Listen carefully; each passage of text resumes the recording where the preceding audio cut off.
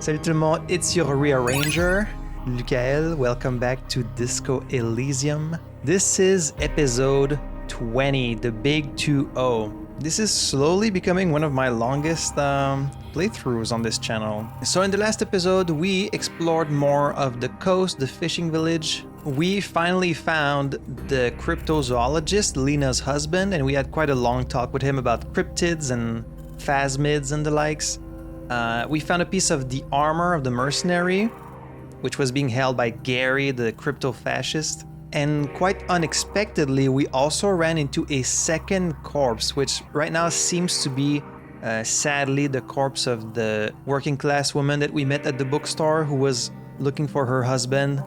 It's gonna really suck to break the news to her. So I'm gonna keep investigating this case today, and then hopefully we have time to check out the church, which I was intending to do in the last episode, but you know how it goes with this game. There's always something new coming up, so thank you for sticking with me through 20 episodes of Disco Elysium.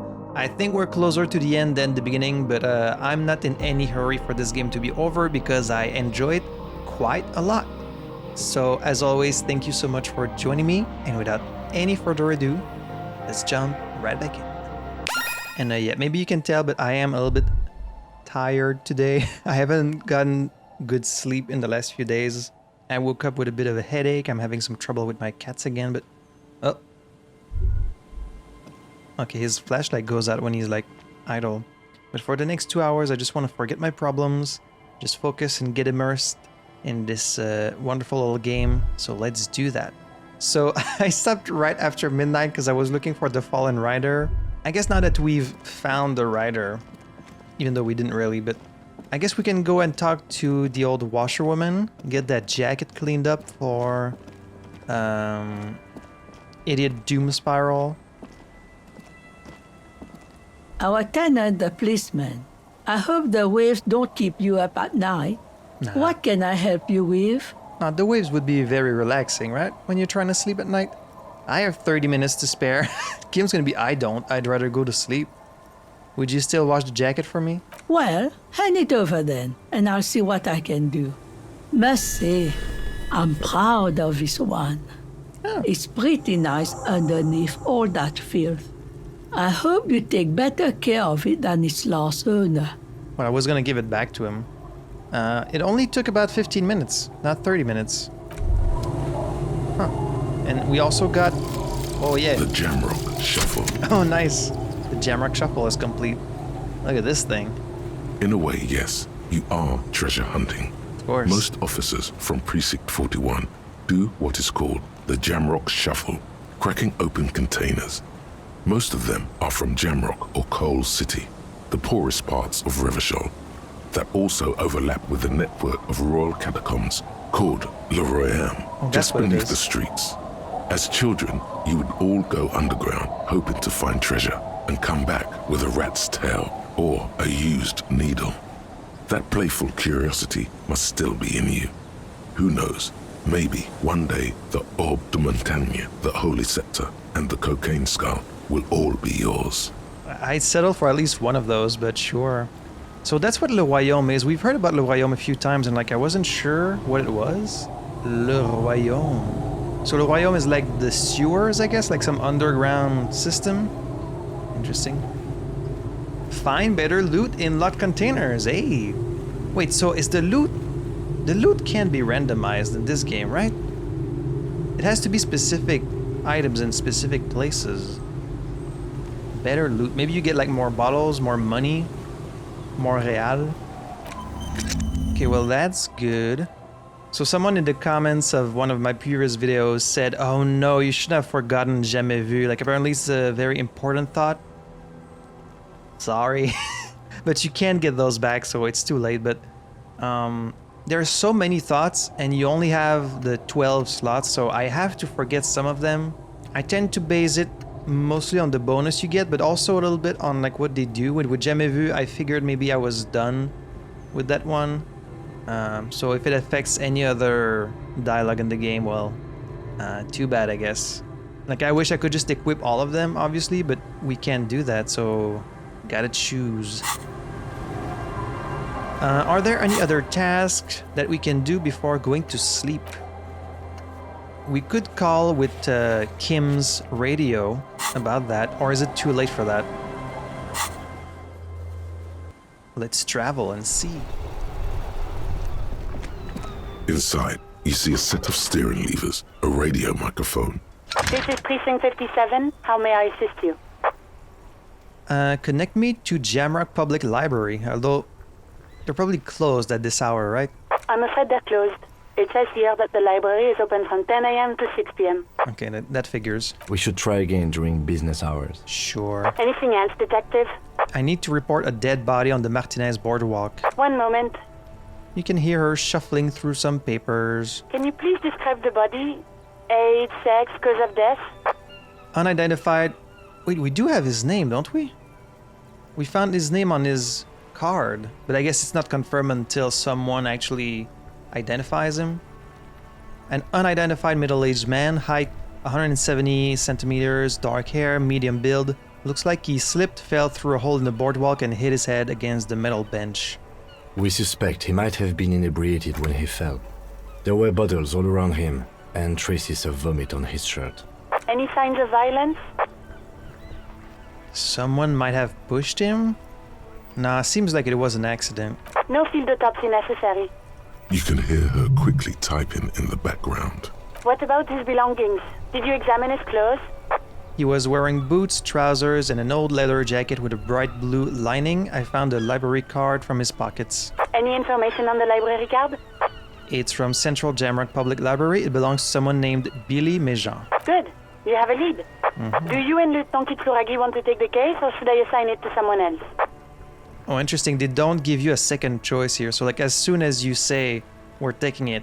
Because, like, you could have backed down here. Like, you could be, after all, you know what? Let's not take the case. But no, you're locked in, so let's take it. I have assigned the case to Lieutenant Kim Kitsuragi. Please follow up on this library lead to identify the man. We'll send someone to take the body to the morgue. Oh, that's nice of you. I mean, we could have probably sent it ourselves, but okay. That's all for now. Thank you for reporting in. Is there anything else I can do for you? This is gonna wait until tomorrow, because I think we called her the morning of day 4. 57th, over and out. Thank you, Alice. In the cabin, you see a set of steering levers. Love you. Oh, didn't mean to say that part. Oh, the jacket. Oh, that looks much better. Oh, and we can keep it. A fallen windbreaker, +1 pain threshold, element proof, +1 half-light, always hot, -1 drama, sweat like a pig. This windbreaker is like a protective cocoon, placing the wearer's torso into a pocket universe where wind, water, dirt, and fire cannot harm them. Huge writing, 100% synthetic, is proudly displayed on the chest. It lets absolutely no air through. Warning item not actually fireproof. Just in case you wanted to walk through fire. Well, let's go and give that to him then. Love this fast travel, so handy. Oh, something new in here? Oh yeah, the bottle. Wait, so does that mean we can now open these locked containers because of Jamrock Shuffle? Still locked. How are you supposed to open these? Like, do you need to equip the toolbar?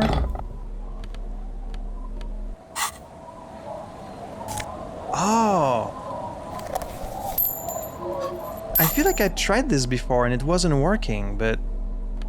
Okay, so I guess if you have the pry bar and the chain cutters, you get to open these locked containers. Then there's a few on the beach that I need to go back and get. Okay. We'll keep that in mind. Alright, I got your jacket, man. Tequila sunset. Here's your jacket, fresh washed. My jacket? Yeah, the one you had me clean the seagull shit off. A look of consternation crosses the man's face. He looks at you, then at his bottle. What the fuck are you talking about, Tequila? What the fuck are you talking about? So you're saying this is in your jacket? Falm? That's medium concept stuff. So Not it's my not your style jacket. at all. I can't believe I'm saying this, but maybe you should lay off the booze. It's fucking with your head. So it's not your It jacket. becomes abundantly clear to you how this man managed to lose his keys, business, friends, and girlfriend. And girlfriend important. I'm calling it. It's neurological. You're lost. I'm keeping the jacket for myself. I went through some dark shit to get this for you. Take the fucking jacket. I mean, if it's not his, I guess I'll keep it, but... Alright, you're lost. That shit is so medium concept, I wouldn't touch it with a stick. But yeah, okay. I'm sure it looks great on you. It's an okay jacket, if you are into that look. Kim's like, it's not that great.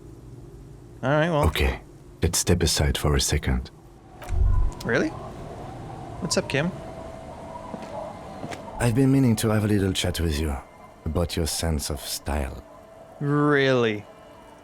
What's wrong with my style? I think I look pretty great. My style? What about it? It's, well, a little eclectic, don't you think? How would you even describe what you're wearing? This is like the most normal outfit I could possibly have right now. It's like a detective trench coat and a hat and some like boots and pants. Eclectic is for pop music with indigenous percussion. You're a sartorial maverick. Formal apologetic, hobo chic, superstar casual, regular core, office harbinger. They're just clothes, Kim. Who cares? I mean, I'm dressed like a detective. Office harbinger? Sure. Well, I can't say it doesn't fit you. Still, you might try branching out a little. You know the expression, the clothes make the man. The right outfit in the right situation can make all the difference in the world. I'm not taking style tips from someone who dresses like a mega binoclard. I'm not taking style tips from someone who dresses like a washed-up tip-top racer. Okay, so we're not going to be choosing one of these options. Okay, you're a sharp-dressed man. We could be style buddies. Let's not get ahead of ourselves, detective. A warm smile. Oh, okay. Anyway, we should probably get back to the case. Let's go. Does he always have this conversation with you after you talk to Idiom Doom Spiral, or is it because like I found a certain number of clothing items, or what brought this on, Kim? Because I feel like, come on, especially compared to how I started this game, like this is a pretty normal outfit, right? Some black jeans, boots, trench coat, bow tie. Okay, the armor beneath maybe kind of weird, but I think I look pretty normal, so I don't know what to tell you. Alright, let's go back to the body. Back to the body. Wait, did we have to go back to the body? No, they said they would send someone, right? But let's go back anyways, just in case we missed something. There were also some containers that I missed. This is the trap Morel just set. Checking it over, he said, is just a technicality. But Let's look around. the reeds by the abandoned campsite sway and tremble while the snow falls all around. The later it gets, the colder. Remnants of the camp can still be seen in the sand. The fire that's gone out. You feel strange, somehow. Reach for the trap. This trap is also full of panicked locusts. No sign of any cryptozoological beast inside. Another empty trap. The lieutenant takes a note more out of habit than duty. Let's keep going. The next one is the lucky one. How are you enjoying the cardio, Lieutenant? I'm quite enjoying it myself. Again, I want to make it absolutely clear that I don't really believe the Phasmid exists, okay? Say nothing, just put the trap down. How are you enjoying the cardio, Lieutenant? Always up for a good jog. Otherwise, would I still be on this case with you? He smiles and raises his collar. It's windy. Alright, we got some friendly banter, that's fine. Oh. Wait, look at all this stuff inside. Was the other one like...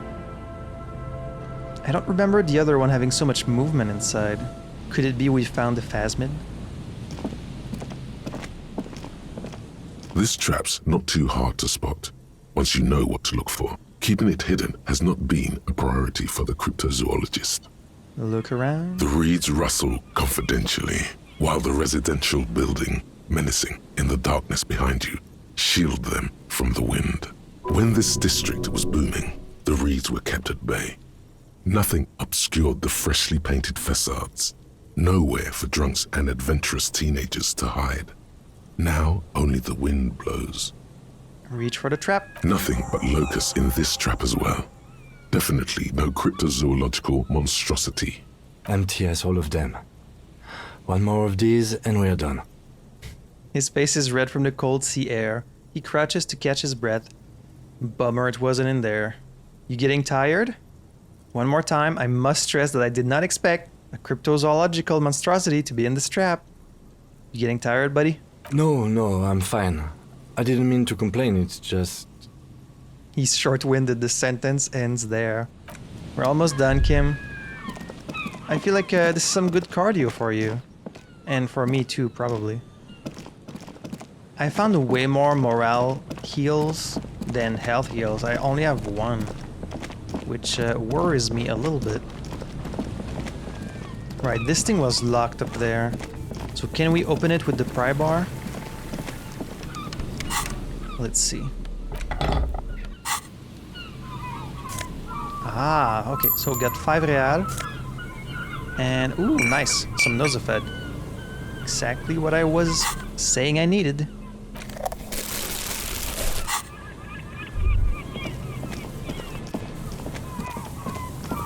So locked doors you can't open without a key, but locked containers you can open if you just have the pry bar.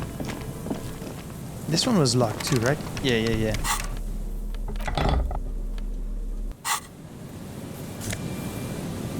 Ooh, another postcard. Courant 33.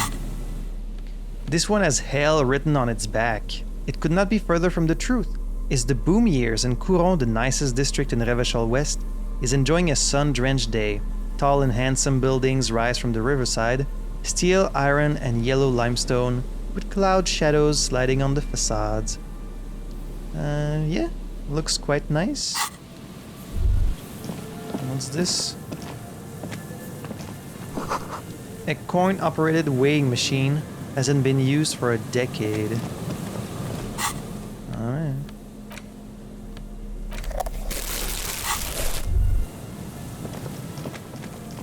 I really do feel like a hobo when I'm just gathering bottles, but I do want the money, so...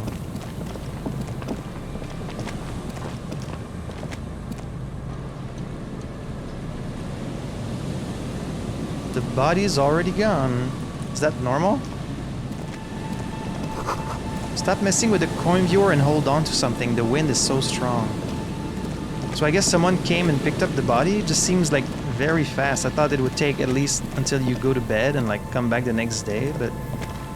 Alright. It's like, what if the man just woke up and walked away? Like he wasn't dead after all. It's now past midnight, but you know, I want to do as much as I can before going to sleep because tomorrow's day 5. And we know we're like kind of on a timer, at least I think I am.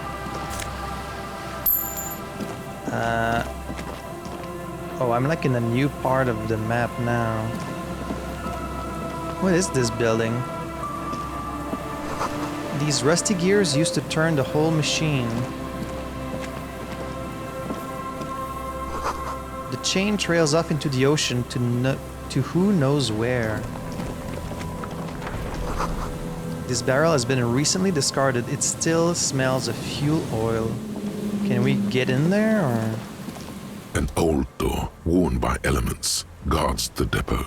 The wind has blown a sand dune in front of it. The door hasn't been opened in a long while. You see a handle. Ooh. This is a red check. Cannot be retried. An interfacing check, but it's only 3%.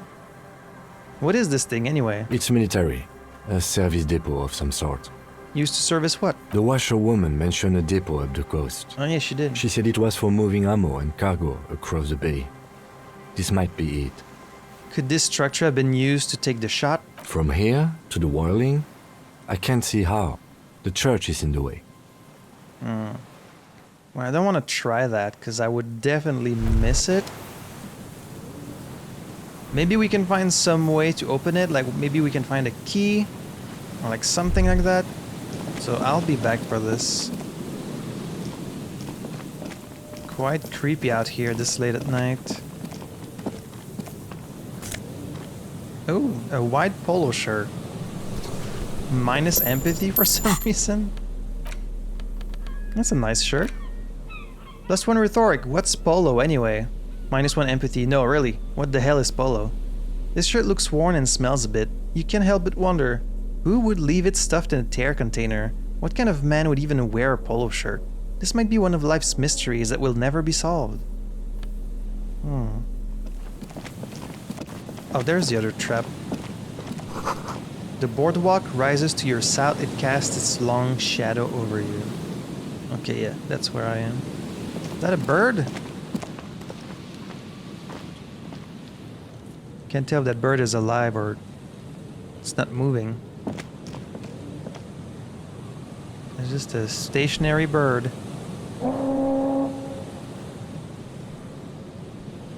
Oh, I think there's a lighthouse. Is there? This light that's moving up there must be a lighthouse. Ooh, creepy. It takes you a moment, but finally you spot the last of Morel's traps. This one's partially obscured by the reeds. What if this one has the phasmid? The reeds shake sadly in the coastal breeze. Snow specks the stalks. Most of it melts quickly. The reeds seem to be waiting for something. The wind picks up here, near the cape's end, surrounding the narrow strip of land from 3 cardinal directions. It's cold for this time of year. So this is our last chance, right? Are we gonna find something?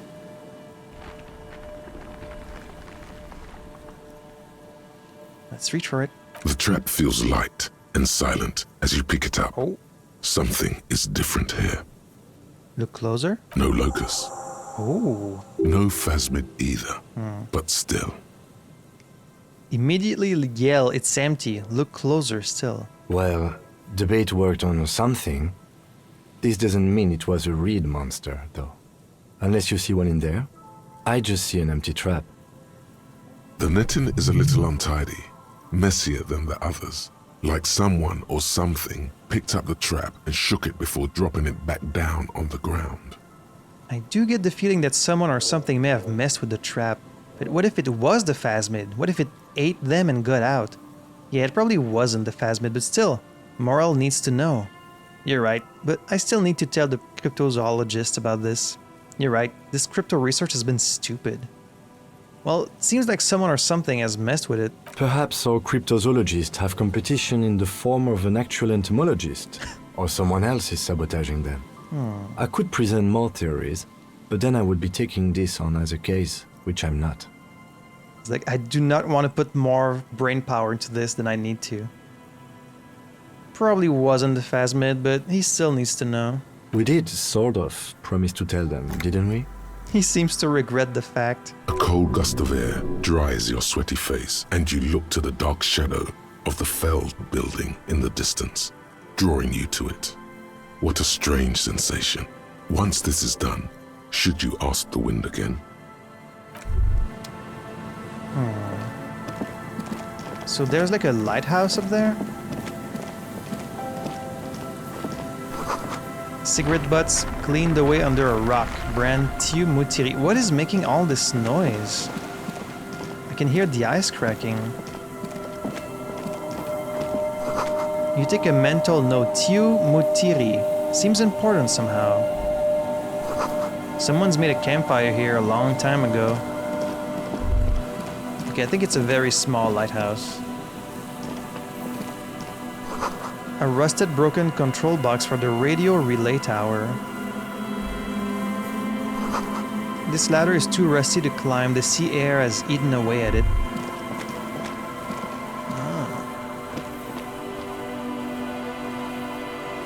Is the light coming from this?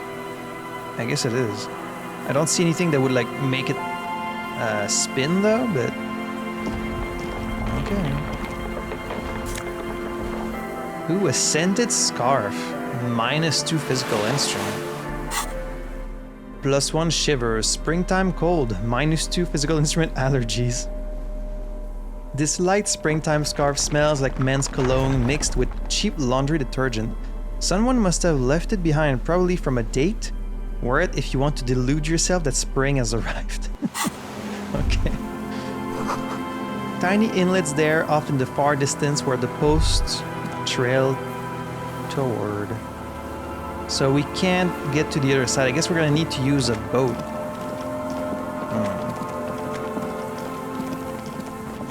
Well, we've explored all of the coast now, I guess. Yeah, we went all the way here. Here was supposed to be a wheel, but of course there isn't. And then there's still something up there, like a little island, so I guess we still need to visit this place. And then of course we have the church. Should we go in the church this late at night though? I do want to allow Kim to get some rest, because it's kind of late, but like, the more we do on day 4, then the more time we'll have on day 5, right? I guess we could just check it out right now. Heavy wooden doors, more than twice your height, stand shut in front of you. The rectangular sea-worn ornamentation appears in stark contrast to the padlock, carelessly drilled into the wood. Inspect the carpentry. The carving on the door is block-like and angular, like the church itself. 2 large beams shoot downwards, sinking into the wood before they reach the threshold. Run your hand over a beam. I'm gonna get a splinter. The surface is smooth from the wind, but moist to the touch. Take a closer look at the padlock. This cheap-looking padlock is sturdily built. It shackles together a hasp and a staple screwed into the wooden door. The lock is adorned with a yellow sticker. What kind of sticker? You see a yellow circle with 2 X's and a big curve below them that looks like a mouth. You're pretty sure you haven't seen it before, but what the symbol depicts is clear enough. A smiling dead guy. Yes, thank The you. curve makes it smile, and the X's make it dead. I got it, thank you. There is something blindingly modern about this symbol. Its modernness puts to shame everything you've seen before. What makes it so modern? It's the contrast between the cheery, chemical yellow and the rigor mortis.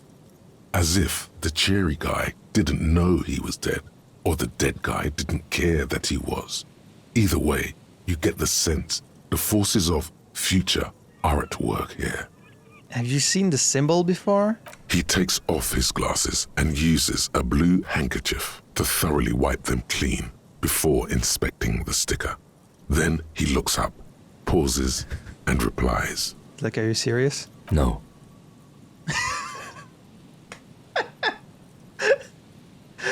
He really went like...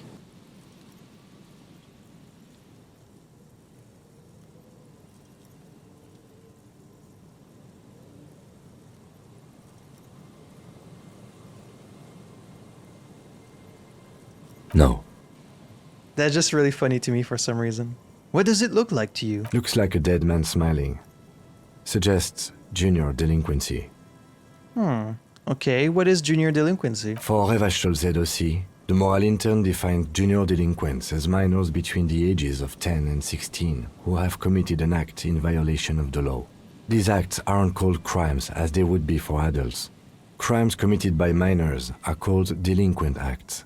This was part of your officer's exams. He's like, you should be remembering this, but I'll give you the dictionary definition. He puts the handkerchief in his coat pocket. What is suggestive of junior delinquency here? I haven't seen that sticker before, and I'm not a youth. A youth. Bad luck, bad luck, bad luck. I agree. It's very modern, but does the cheery guy not know he's dead? Or does the dead guy not care that he is? What is the source of the irony here? That level of conceptual thinking is not part of my skill set. But it's part of mine. Ooh, try to peel off the sticker without ripping it. 72%. Sure? There's nothing like the sound of a sticker unpeeling. Now it's stuck to your thumb. Put the sticker in your ledger after the last entry where it belongs. Put the sticker on your ledger, right on the cover. Shake it off your thumb and throw it in the wind. No, let's put it on the ledger for sure. Voila. Looks very modern. Secret task complete. Style your paperwork. Nice. This game gives you the weirdest tasks. You're part of the Future Brigade now, and so is your formerly humdrum ledger. Neon, baby. Sure. Alright, let's open the padlock with the key. The lock turns easily. You hear a click as the shackle pops open. Let's go. Pull on the doors. As you do, you hear the echo of the doomed commercial area. Its black halls and dusty machines. Then the feeling passes. A great whoosh of air rushes into the dark innards of the church, as though rushing to fill a great vacuum. In the heart of the city. Oh boy, here we go.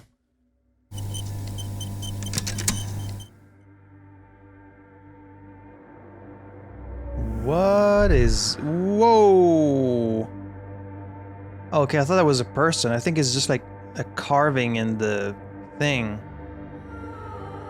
What in the goddamn? Okay, well, I don't see anyone.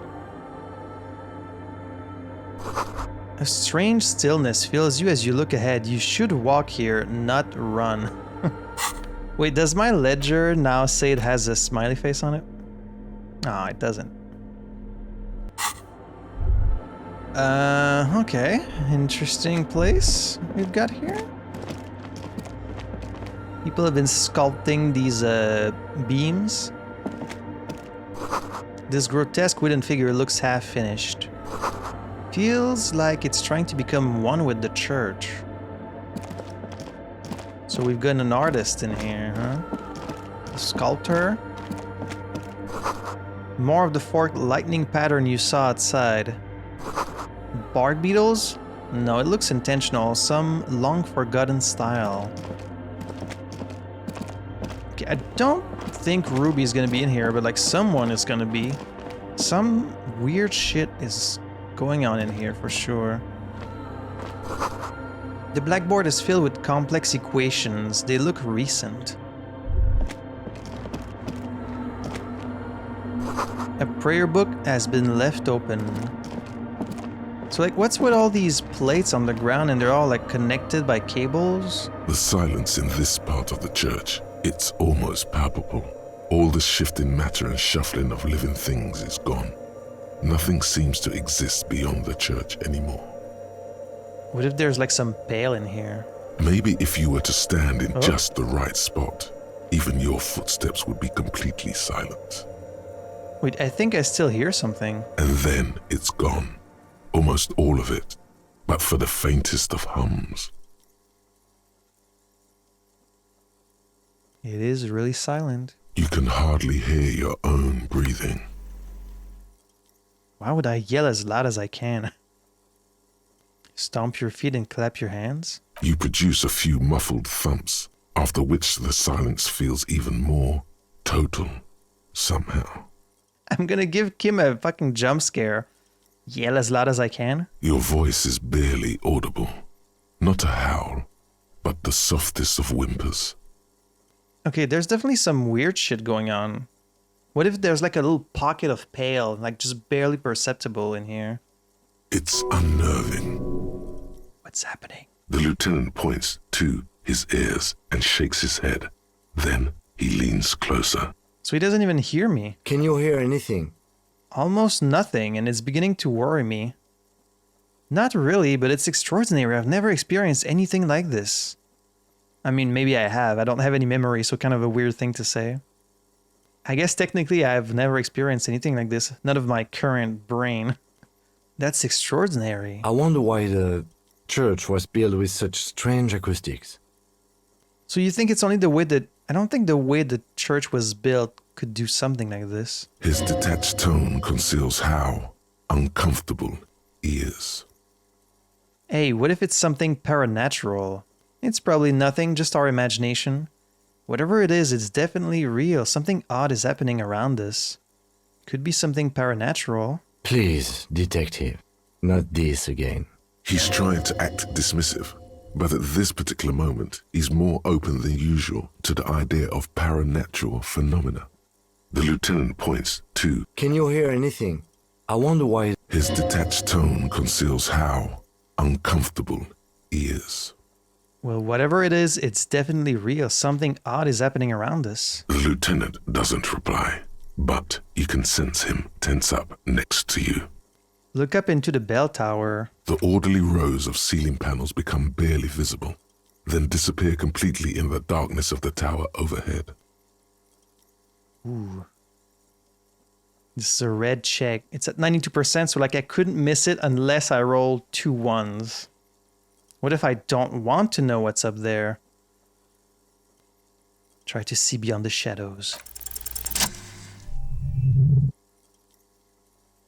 I'm gonna see the crabman. Is there a crabman? The fact it's so silent is pretty unnerving. It's like there's something moving up there. A shadow has emerged from the tower and it's making its way toward you through all the other shadows. Is it? On the ceiling? Yes, the darkness makes the ceiling feel infinitely far away. Follow the shadow's movements? It's not a shadow anymore, becoming more substantial as it gets closer. The shape of an animal descends. It's gonna be a fucking monkey, I said it. Officer, is there something up there? There sure fucking is. The lieutenant follows your gaze, attempting to see whatever it is that you're seeing. Oh no, you've lost sight of shit. it. Where did it go? Blink? It's the crabman! You see something hanging from the rafters, looking straight at you with dark eyes. What in the fuck is that? No, that has to be a person. Maybe it's possible to talk to it. Tiago? Excuse me. What the fuck is happening here? Oh, that's super creepy. Hello? It's the crabman. What is the sound? The shadow is a man made of the same stuff as the carpentry of the building. He is studying you intently. All right, Kim, you can take a less detached pose right now. There's some actual supernatural shit happening. The crab man. Yeah, it's the crabman. Hey, who's there?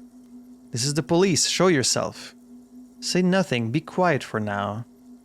Are you the crabman? Say nothing.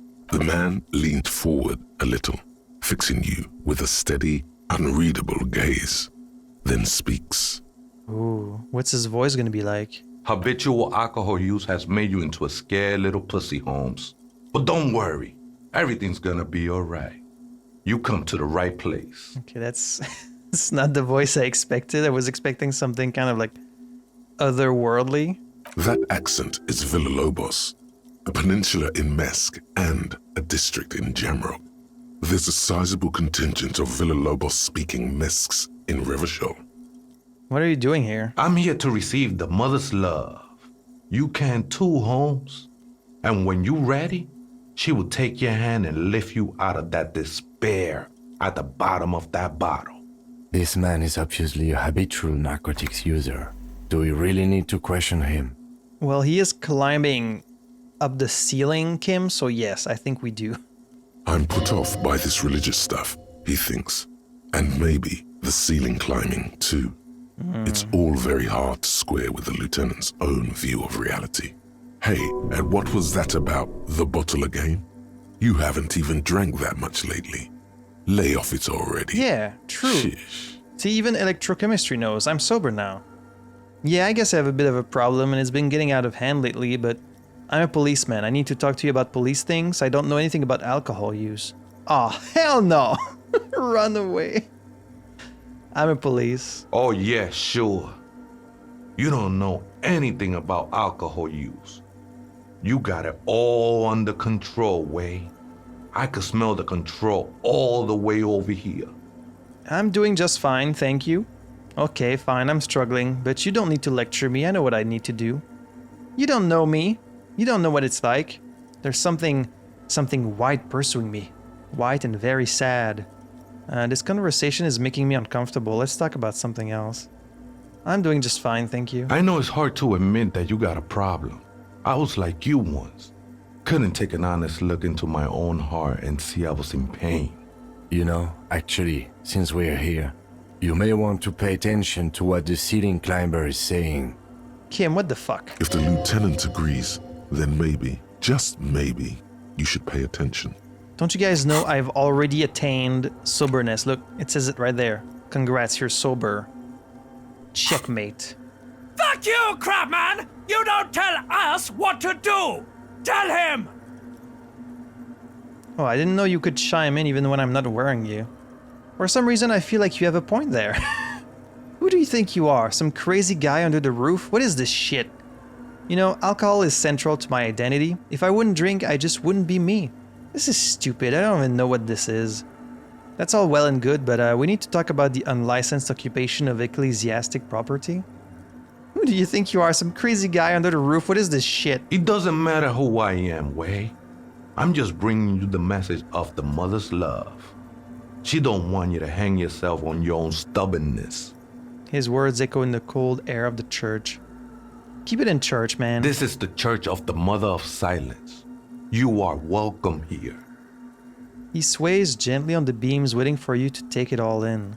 How about you just come down here and sit in a chair and we can have a normal conversation between normal human beings?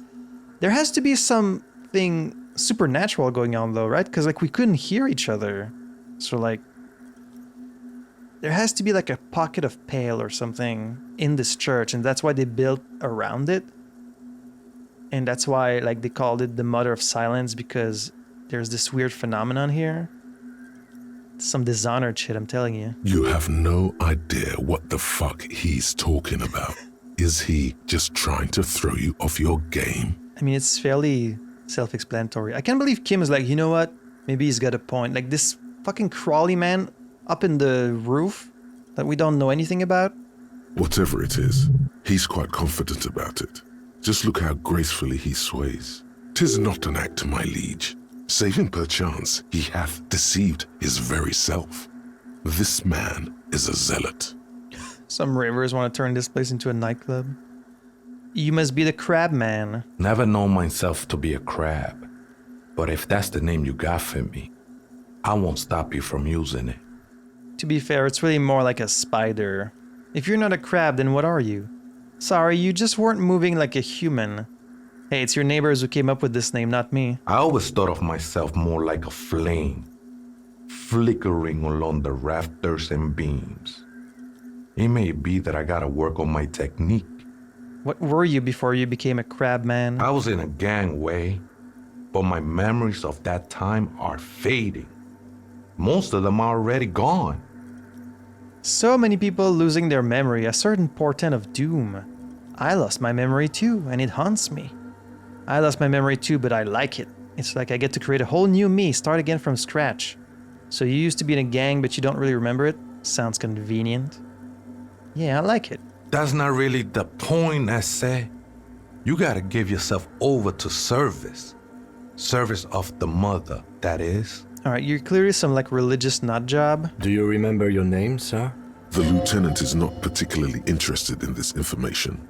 He's just trying to assert some control over the conversation. Smart. Tiago's my name, but those syllables don't mean much to me these days.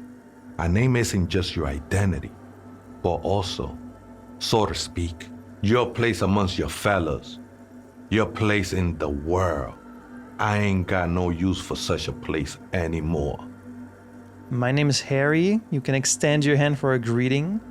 My name's Harrier Dubois, and my place in the world is Lieutenant W. Freighter. I don't do names either. Names are out. I don't care what mine is. I guess let's just be nice and introduce ourselves. My name's Harry. Maybe you can come down and shake my hand? That's just the thing, Holmes. None of that matters. Alright. What are you doing here? This is a special place. There's a perforation in the world up there. A way out into nothingness. This church was built around it for purposes of veneration. I knew it. It has to be like a little tiny piece of pale is stuck in this place. I circled it, nurtured by the silence bestowed by the mother. One of these days, I'd be pure enough to go drink from it directly. Who's this Mother of Silence you keep talking about? Oh, that's no simple question, Esse. She is one who can be painted all sculpted. She is a cavity in the dark beyond sense. She saved me, but I couldn't describe her to you. No one can, Holmes, and no one ever will. What will happen once you drink from this perforation? I will be incinerated, but not destroyed. Finally, I won with the state of the world before reality began. Ooh. So you're headed for the motorway south. That sounds a bit like substitution behavior, no? You know a thing or two about that. You sure you didn't switch one drug for another? It's not like that at all, man. It's just faith and joyful service. I mean, if the pale was a real thing, of course you can see how some people would treat it like a religion, you know, give it a godly aspect. Always fascinating to think about. Too gleeful, those words. He is lying. Not to you. To his very own self. Faith is a kind of drug. I heard that before, Way. And I know I can't convince you on the spot. But think, when's the last time you woke up from silent communion with a hangover, regretting what you did last night? I guess so. There are drugs darker than alcohol circling your system. I think love might have been my drug of choice, and I think I'm still hungover from it. She took you for a good spin, huh? Don't worry, bro. That love is but a drop compared to the ocean of the mother's love. The mother will eat all of you and never spit you out. Let's just agree, you know, not looking for a confrontation. I guess you have a point. I know it will take time. Don't sweat it. I I know it will take time. Don't sweat it. Okay, thanks. I still don't understand what you're doing in the church. I'm a seraph, Holmes. I sing the mother's glory. Can you sing for me? Sing for me something. Doesn't really make sense for you to sing if she's the mother of silence. I guess that's true. Singing is good. I'm a bit of a singer myself. Yeah, sing me a little something. I ain't from no Marietti, if that's what you're thinking. And the song I sing is silent as the mother. Marietti is a mesque style of music and dance, commonly seen at all manner of festivities, especially weddings. It's delightfully quaint, owing to its peasant origins. It's kind of like mariachi music, I guess. He lost his cool there for a moment. Seems you hit some nerve. Ooh, sorry. How did you even find this place, this church? Hard to say. I think I did some construction work here, back when I still had material worries. Up there, I realized what the true purpose of the church was. So do you not need to eat anymore? Like, how have you been staying here this whole time? Like, what do you eat? Do you need water? How do you sustain yourself? Been spending a lot of time here ever since. The past is nothing to me now, Way. It didn't belong to me. All right. The sinewy figure lingers on the wooden beams, blending into the shadows. You've been here a long time. Do you know why the church was abandoned? Police raid a while back. He responds, his voice suddenly flat. Did you witness it? Not really, or at least I don't remember much of it anymore. The mother's love has done its job. That's what's so great about the mother. It lets you forget about everything. I want to say, is it possible that Harry's memory loss is connected to this? But no, probably not, right? Because I don't think he's been here. But what if he was? He did crash his car in the water right next to here. So what if, like, one night he got drunk and then he came in this church and somehow lost his memory? But no, he lost his memory when he was in the hotel room. And I'm just trying to like theorize if there could be any connection, but I don't think there is. Some ravers want to turn this place into a nightclub. The ones in the tent outside, right? I see them. Guessing they're the ones who call me a crab. Probably scared of me. Do they have a reason to be scared? Nah, man. They look pretty funny. And I don't harm no one anymore. Anyway. Okay, that's good to know. Though he used to, a long time ago. So what do you think about the nightclub, that is? I trust you won't get in the way of some enterprising youth. Their business looks promising. Turning a church into a nightclub, I have to say it's a great idea. You should support it. What do you think? Why not? They wouldn't bother me none. I'm usually way up Hey. there, imbibing. Ain't no music on earth that can reach where I go. All right, that's cool. I mean, considering the weird sound phenomenon in here, probably not the best place for a nightclub. Like, if you're standing right here, you wouldn't hear the music. But some people might like that. Maybe you could turn this into like an attraction and be like, ooh, it's this mysterious nightclub where like some places you can't even hear the music. It's like, ooh. Feel like you're tripping on drugs or something. Might even be nice to have some company. Hey, that's the spirit. He said that in spite of himself. He's more attached to the human than he'd like to think. Do you know where the other spooker is? Point at the strange machines around you. Other spooker? Oh, esa viejita es muy estudiosa. Don't know, Holmes. He said, that very studious old lady. Oh. Viejita is grandma? So there is another person living in the church and it's a viejita? No. I just call her viejita because of her clothes. Oh. She's actually quite young. Or maybe not that young. Age is just one of the many masks we wear. So there's just an abandoned church in Martinez with like some weird guy climbing up the fucking beams like he's Quasimodo and fucking Hunchback of Notre Dame. And an old lady studying, I have to assume, the Pale. That's clearly happening here. What a fascinating place. Wait, what if it's Ruby? I doubt it's Ruby. Did it ever seem to you like she was hiding here from something? The lieutenant seems to be thinking the same. He takes out his little notebook. You mean like a fugitive? I mean, she's not a scientist. She wouldn't have all this machinery here, so I don't think it's Ruby. He glances at the abandoned radio computer on the other side of the nave, pulsing with light. Then he shakes his head. No, man. Quite the opposite. I don't think she cared much about authority or anything else for that matter. Maybe only about her machines. I see.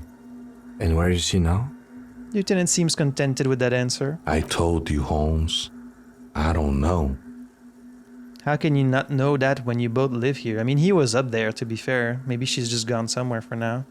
Right, thanks. I'll see if I can find her some other way. You just have to wait until she comes back, or search through her radio computer. Okay then, thanks. Just gonna stay up there. Alright. A mask banger silk scarf. Oh, that must used to belong to him, I bet. It's a nice little scarf. Look at that. Just shows like outside of your... I do love how the clothes actually interact with each other, kind of. That's really nice. +1 pain threshold. Bangers don't cry. This huge red scarf is still dusty from lying in the church. A subtle red-on-red embroidery embellishes it with cocky roosters and mask floral motifs. Okay. A figure drawn in frost on the window depicting a deer. Frost has drawn flowers on the glass, obscuring the view. It's kind of creepy that you're just staying there watching. A cracked pane of glass, colorful. So have you been sculpting these beams? A spider has spun its web around this wood-carved pillar. I guess you have. Ooh, some shoes. Mask bangers, red brogues, +1 empathy. +1 empathy in someone else's shoes. These dapper snakeskin shoes have an almost invisible white-on-white flower motif sewn on the tongue. The tongue? Like the little flap? I didn't know you called that a tongue. The toe caps are still dusty from lying in the church. We could try these on. Doesn't really match the outfit as well. But I'll try them on, sure. And then some money. You're not gonna need this anymore, right? So you don't mind if I take it? So she's got some machines set up to study the Pale. And there's like just some big hole in this, Someone's siphoning electrical current from outside into this antenna. A portable Harman Waushi tape recorder. 2 decks of reel-to-reel tapes spinning on empty. A machine stands in the corner, watched over by the figures on the stained glass window. It's turned on and quivering with soft electricity. Oh, it's a computer just like the one we found in the Fortress Accident studio. Another radio computer. Yeah. And this time it's already turned on. He seems cautious around the machine. These machines sometimes harbor traps, he thinks. Alarm systems and the like. Let's be careful. We should probably let it be. It's becoming clear that there's no trace of the suspect anywhere inside the church. Yes, but this machine looks just like the one in the Doom commercial area. It's also quite similar to the one we have down at the station. Must be the same model. He inspects the machine's framework, careful not to touch anything. A quaint little box of radio waves. Wait, let me just investigate it. Step behind the computer. I have to take a look at it. You see fluorescent play and print buttons on the keyboard. A hatch connected to the central compartment is wide open. So there's supposed to be like a cube, right? A cube of wires? The lieutenant says nothing. You see the machine's glowing frame reflected back from his diamond-shaped glasses. You're free to proceed. They're not really diamond-shaped, they're just circles. Look inside the compartment. Behind the hatch sits a cube-like crisscross of filaments, smoldering in the dark like fireflies. Silver tape on the side says, in black marker, log, February to March. Another filament memory. Press play to talk with the repeater. Talk with the repeater. You saying this would make me talk to a person? Wouldn't it just play the logs? Rent? Nothing happens. Play? The speaker comes to life. Static seeps through the machine's planar magnetic driver. An old lady greets you. Her voice sounds 100 years old. What is with these computers? I don't understand how they work. Like, they connect you with someone who then reads the logs back to you? What? Good evening. Fortress Accident on Saint-Brun. This is the East Insulindian Repeater Station 1. Please repeat. Is this the personal log? Wait, so she thinks she's talking to Fortress Accident still? On Saint-Brun? It's the same old woman Yeah. you spoke with through the radio computer in the doomed commercial area. Really confused. Yvonne, it's me again. How are you? Good, thank you. Please repeat. Is this the personal log? It's not clear whether she recognizes your voice. I looked inside the core, but the tape on the filament just says log February, March. Good. Please repeat the password. Let's look around. There's no use trying to guess the answer. I don't know the password. Received. I will register this login attempt. What's the deal with these computers? I don't understand. So, like, they have a log in them, and then when you press play, they connect you to a real person on the radio. But then you need a password for her to, what, give you the information? That sounds bad. A login attempt. Something a criminal would do. Fortress Accident. Is there anything else I can do for you today? Fortress Accident, like the one in the Doom commercial area? I have 2 machines registered to this company name in Martinez. One on Saint-Brun, the other on Rue de Saint-Ghislaine. So is it that this church used to have people from Fortress Accident in it? Or is it that this woman brought this computer that used to belong to Fortress Accident in the church? Saint-Brun. That's the church. Yes. And Rue de Saint-Ghislaine? That's the Doom commercial area. Ghislaine, yes. Anything else I can help you with? Thanks, but I'm finished for now. Sleep well, Fortress Accident. She says as her voice disappears into a whirl of static. The machine's keyboard is still illuminated. Okay, well, let's interact with this hole. Does this lead outside? In white, silver, and apricot faience, the young mother of humanism stands above you. A crack runs across her body. She is impossibly tall, oval-faced and sad. A dark and radiant majesty. Yeah, that's quite the mural. This is her Innocence Dolores Day. That's who it is.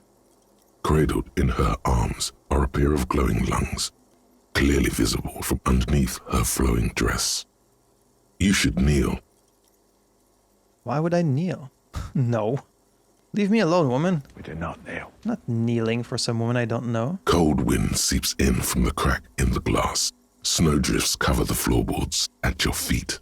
Above, you feel her multicolored eyes on you, inspecting you, as if under a microscope. Look up? No. No, I am not your bug. Look up. The woman looks down at you standing there. She towers among her followers, architects, laymen, courtiers. There is a sad smile on her lips and a glint in her green-blue eye. Of what? Compassion? Remorse? And what's this figure here with like the scepter and the crown? It looks like volition. Yeah. She acknowledges the passing of someone who is still alive. You. No, she doesn't care about you. She only cares about her shiny sovereign's orb and her silk robes and getting to the aerodrome on time. To leave. I mean, it's just a mural, isn't it? What's on the other side? Just like the outside of the church? Or is there like another room in the back? It's compassion.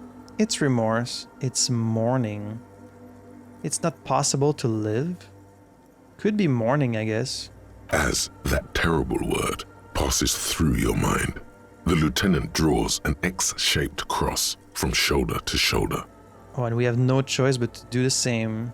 So you're a believer, Kim. Your fingertips touch your chest 4 times as you stand in the apricot-colored light of the window. Above you, the woman still smiles, her distant smile, sundered by the crack in the glass. This is Dolores Day. The old woman in the village was right. This must be the Dolorian Church of Humanity in Martinez, or the small Pinewood Church in some records. You knew of this place? It's a minor landmark, not easy to find. Most maps misplace it.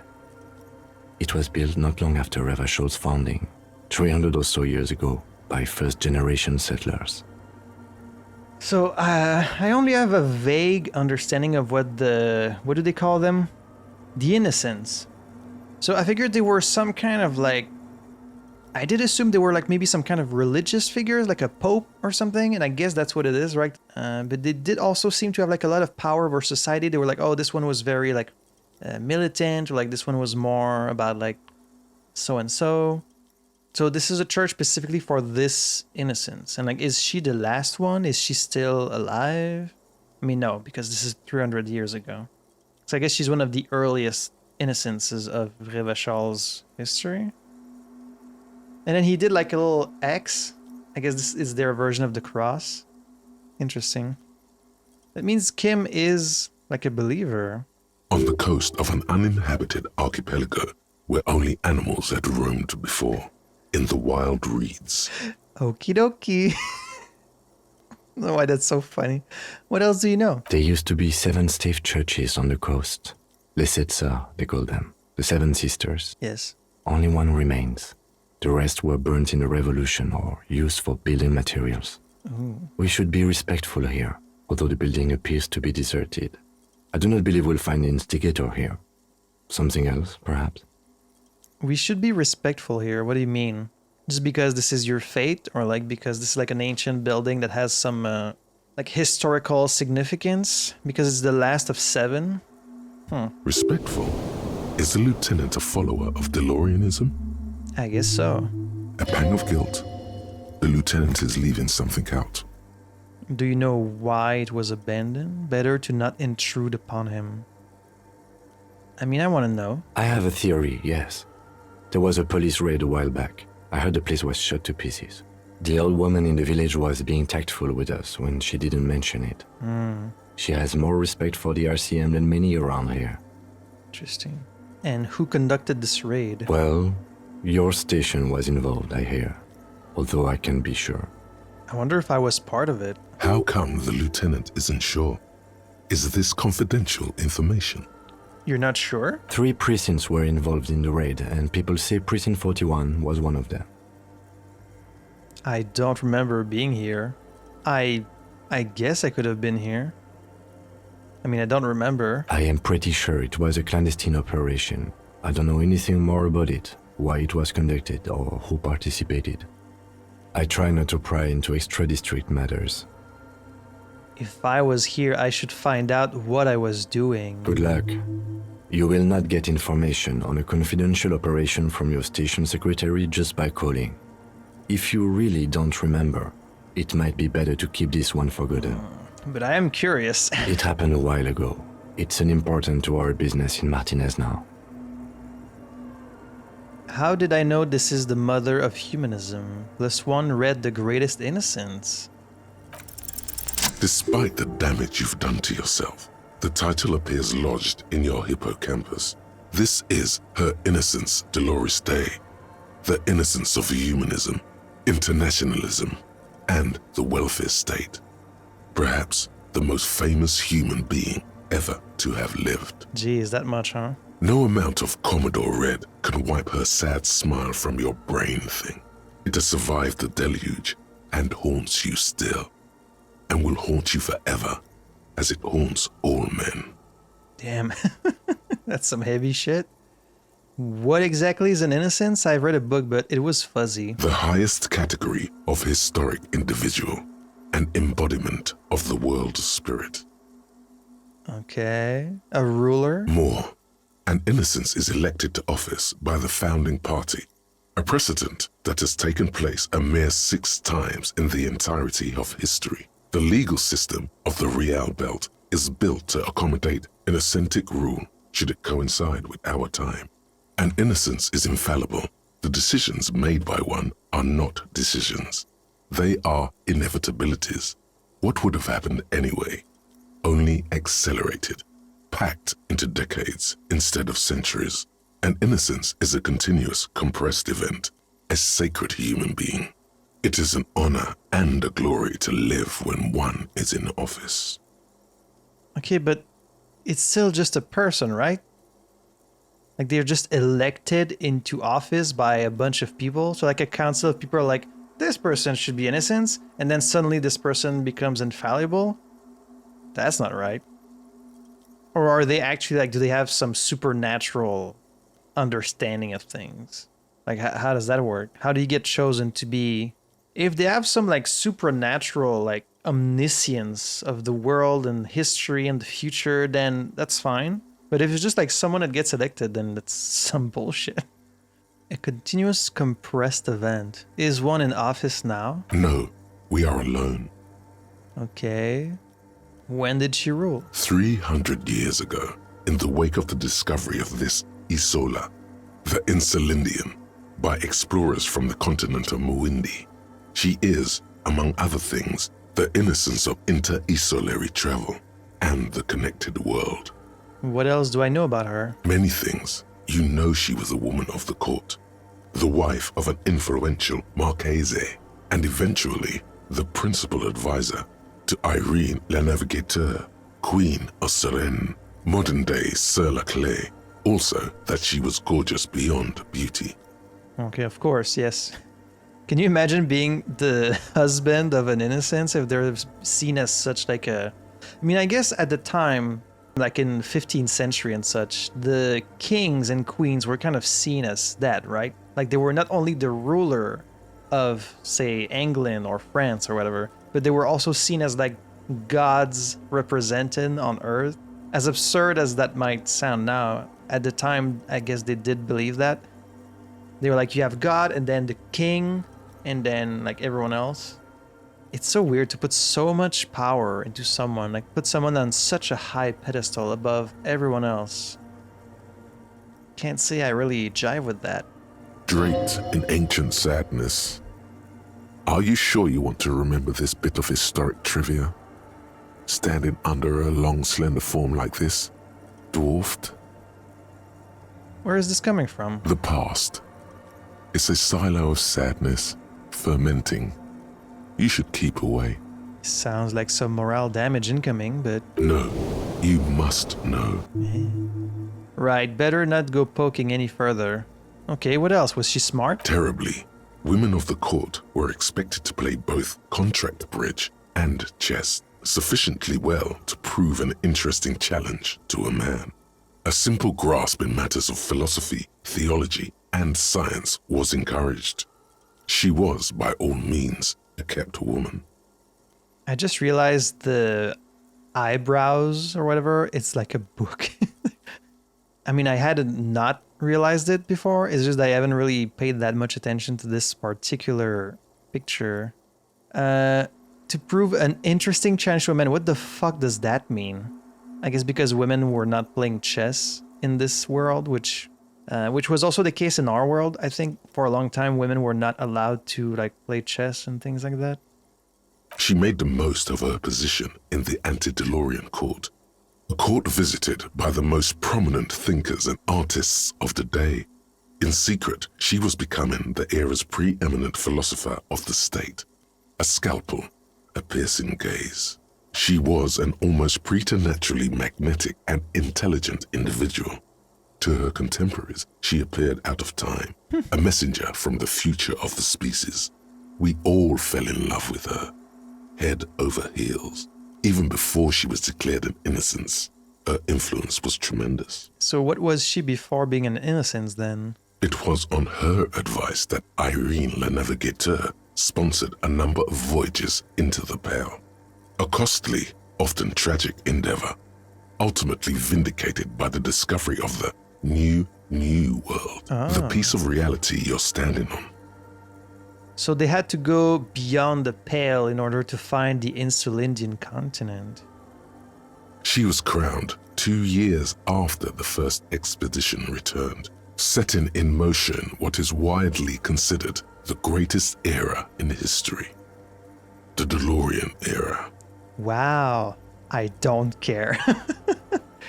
Wow. Wow, indeed. When her innocence was declared, and the queen she had advised for years fell on her knees before her, she was so overcome with emotion that her lungs started glowing in her chest. And then everyone clapped. Bystanders reported golden filaments lighting the already sunlit chamber around her, clearly visible beneath her dress. That is why the lungs are the symbol of love for the cultures of the Riel Belt. Okay, anything else? As did we all. The lands of the Mesk and the Occident, and even far away Supramuindi, altogether 21 of the 40 Mundial nations of the time, immediately accepted Innocentic rule, even before her crowning. 21 of the 40? That's only half. It's not that many. Her crowning? In a city called Advesperaskit in Vespa Messina, her homeland, the name of the city means evening comes, but it happened on a winter's morning with the canals frozen and slush falling out of the sky.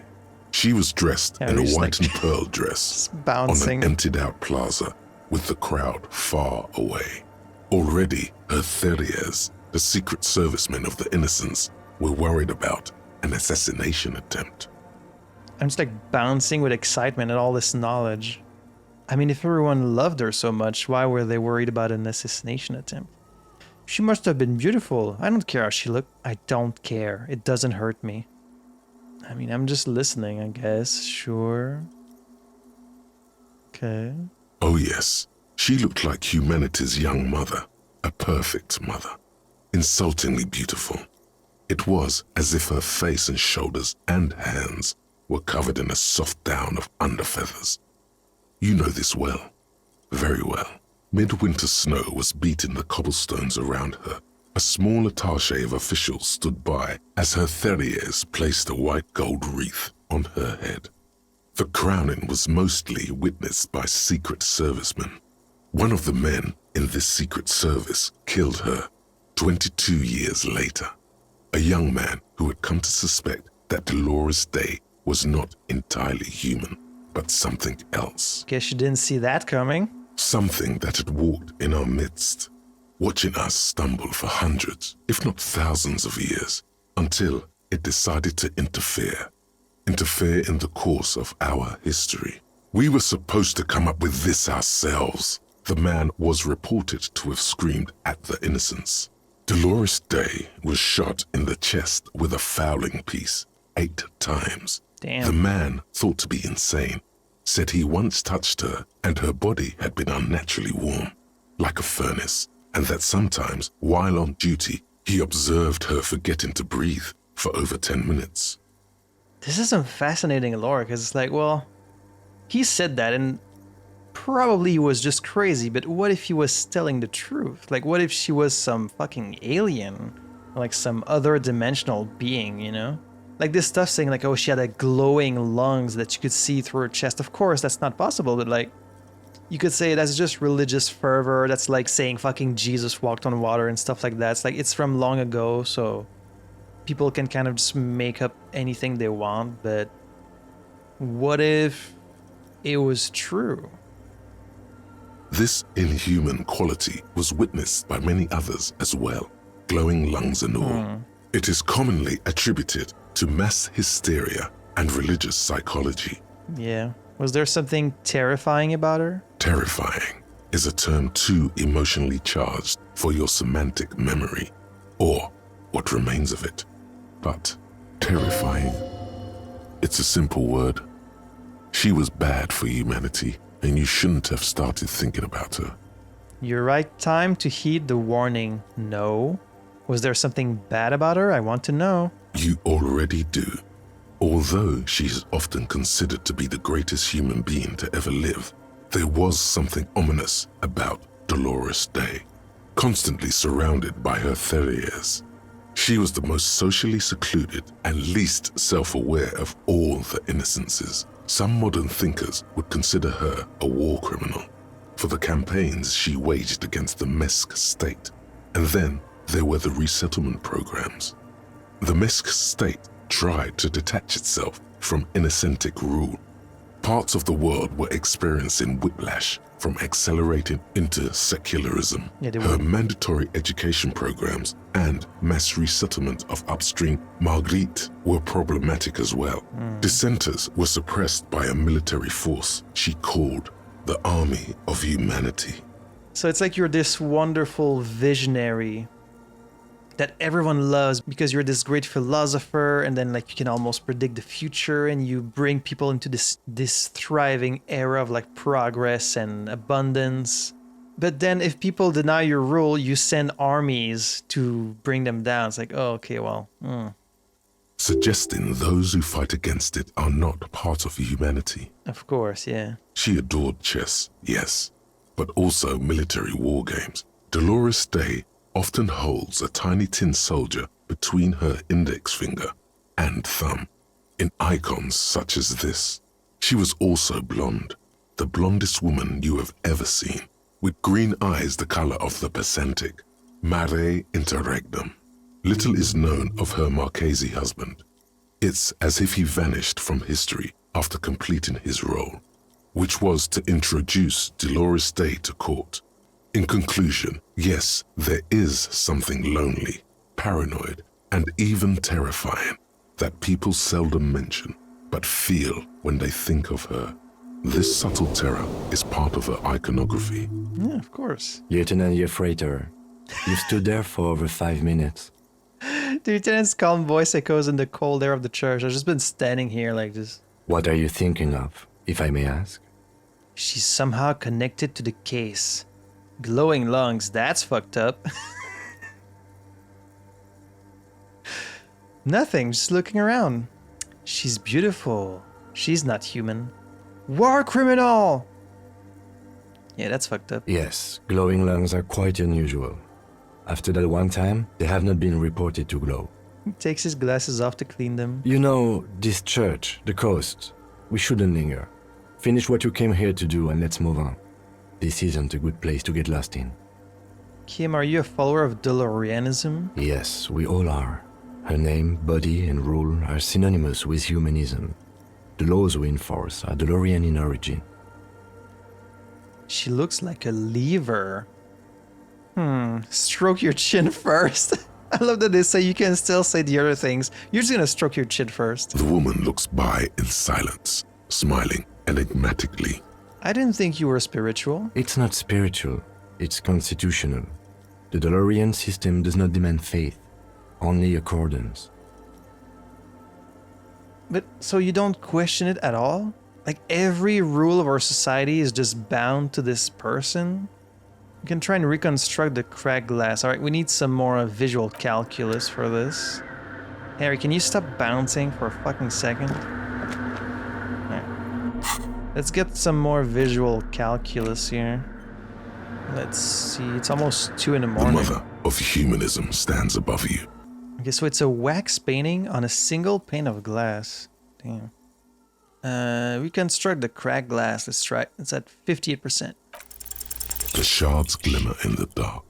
You see little pearls of light on the edges of the crack that splits the female figure. Something was written there. Remains of broken letters line the emulsion. What it said, you do not know. God dang it. Alright, we'll have to come back for this one. Well, this woman... The woman isn't here. Can we talk to him about... the painting? Oh, hey, Wei. There's coffee in the back. Oh, wait. I meant the mother's love. Have you by any chance heard the viejita say the password to a radio computer? Too many times, Ese. You need it for something. Surveys are a good way to fish for personal information, especially in the name of public safety. I'm doing a survey of passwords and passcodes, identifying regional trends, in the interest of public safety, of course. I don't think that's gonna work. Just tell me what's the password. Yes, it's for a first-degree murder investigation in Martinez. Honestly, I just want to break into a radio computer, see what's on it.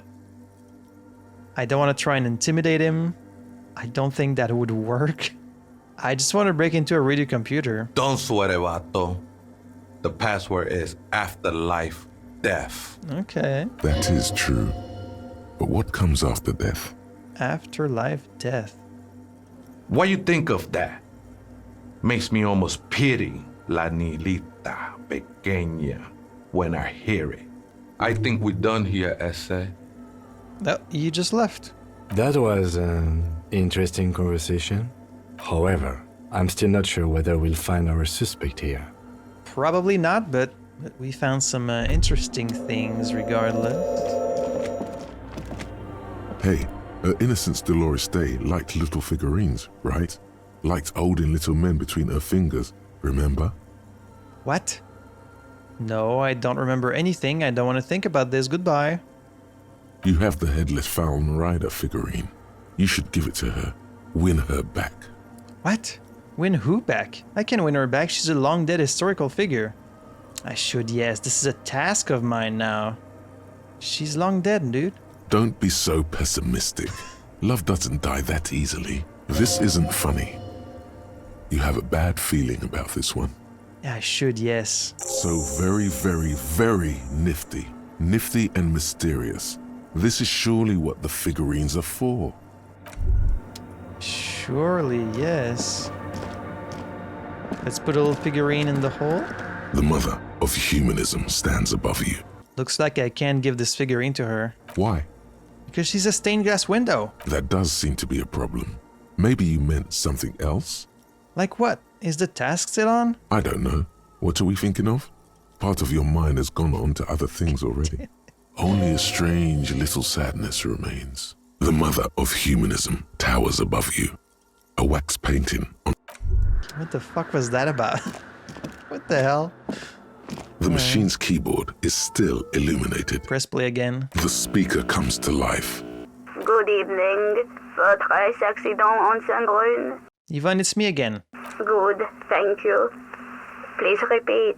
Is this the personal log? Let's try this again. I think I may have the right password for the personal log. Good. Please repeat the password. Afterlife death. Good. I have unlocked the filament. After ending the call, please press print to access the filament. Votre accident. Is there anything else I can do for you today? Okay, so now we can print it? Sleep well, votre accident. The machine's keyboard is still illuminated.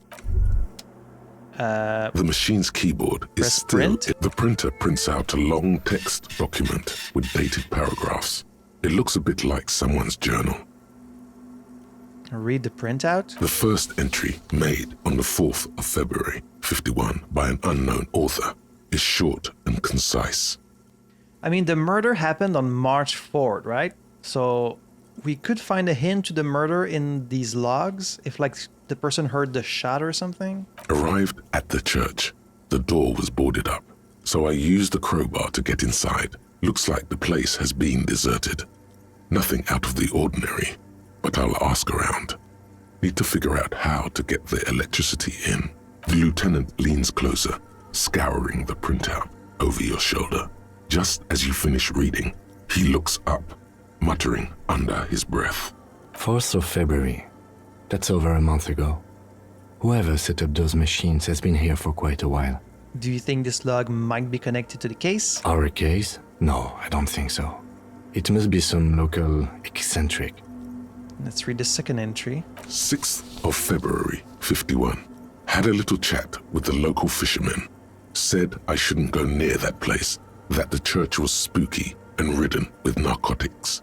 It's a little spooky, all right. Still haven't figured out the electricity. She sounds very normal so far. See? Even one of the spookers themselves says it's unnerving.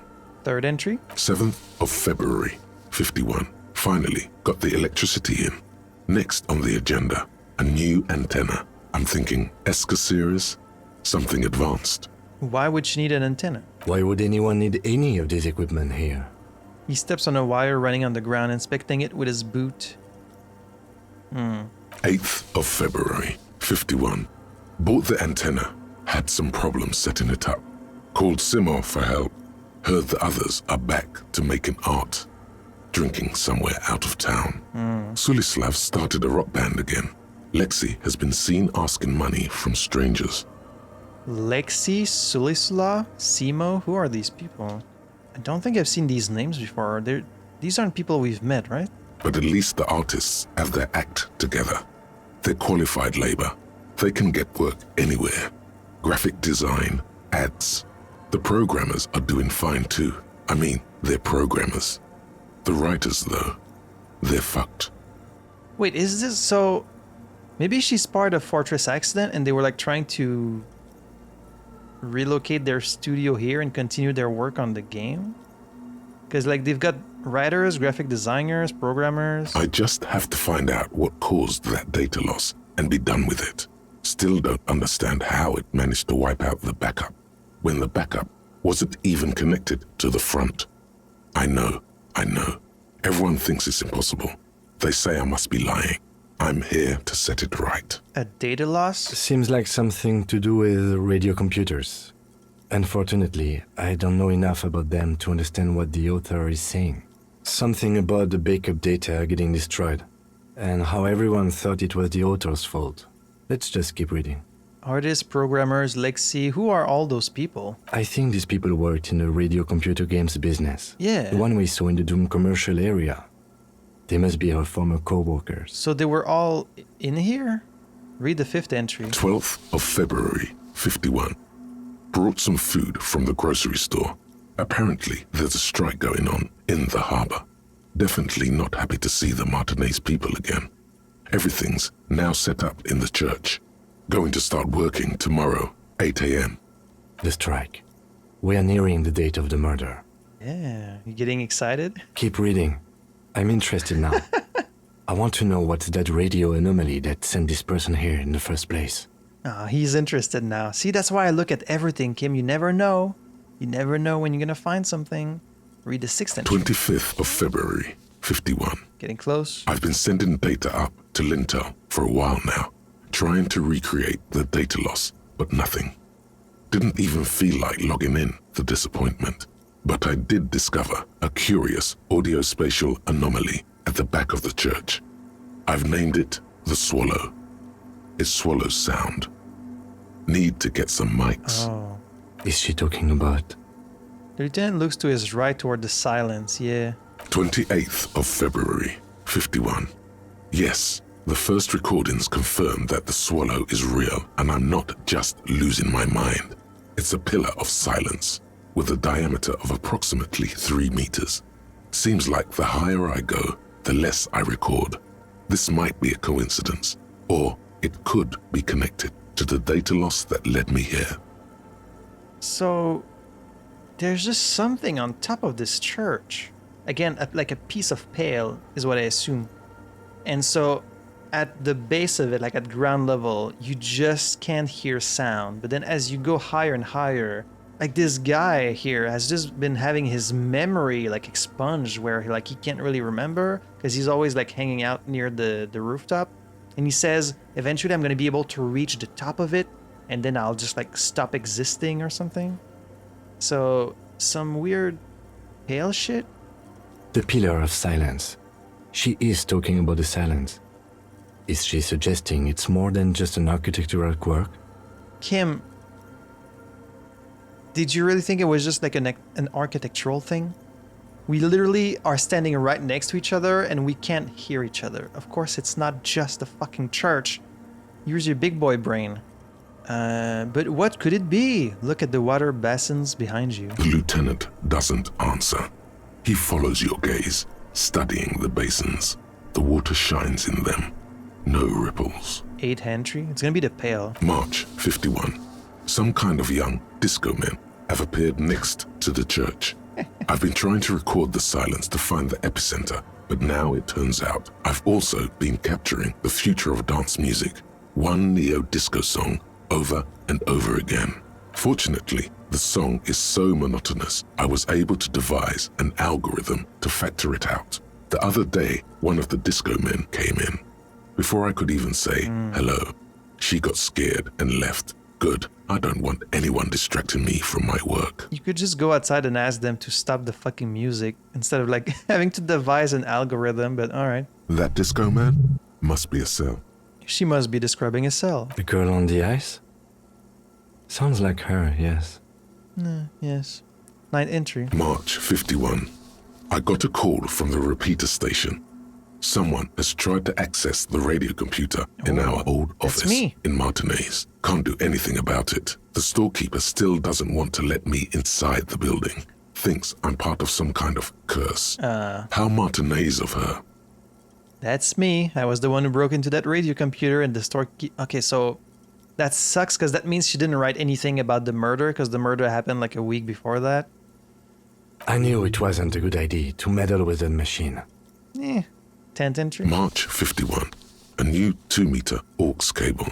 Noodles, crackers, ping energy drinks, water, toothpaste, gum.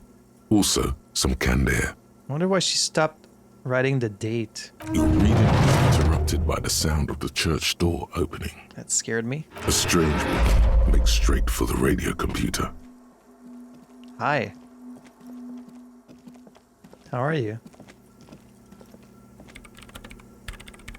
Sorry to be reading your logs. Breaking into my radio computer, I see.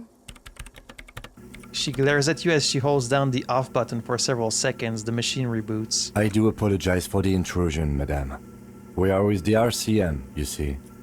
We're looking for a suspect in a murder investigation. We thought they might be hiding here. We're here on a side case representing certain music venue organizers. We're not just breaking in. I'm pursuing a mysterious lead, searching for my lost identity. Yeah, I guess we're looking for a suspect. No one's hiding here. She barely looks up from the keyboard. You hear the machine whir back to life. It's just me and my computer, and it has been this way for weeks. Now please give me some room. I need 2 seconds to see that you haven't destroyed anything. Suna is her name, the programmer. So where are your friends, Suna, Limo? Where are your friends Simo, Lexi, and Sulislaw? We should talk to her after she has rebooted the machine. It's 2 o'clock. I do have a skill point. What should we put this point in? Physical instrument? It's really low. Let's put a point in that.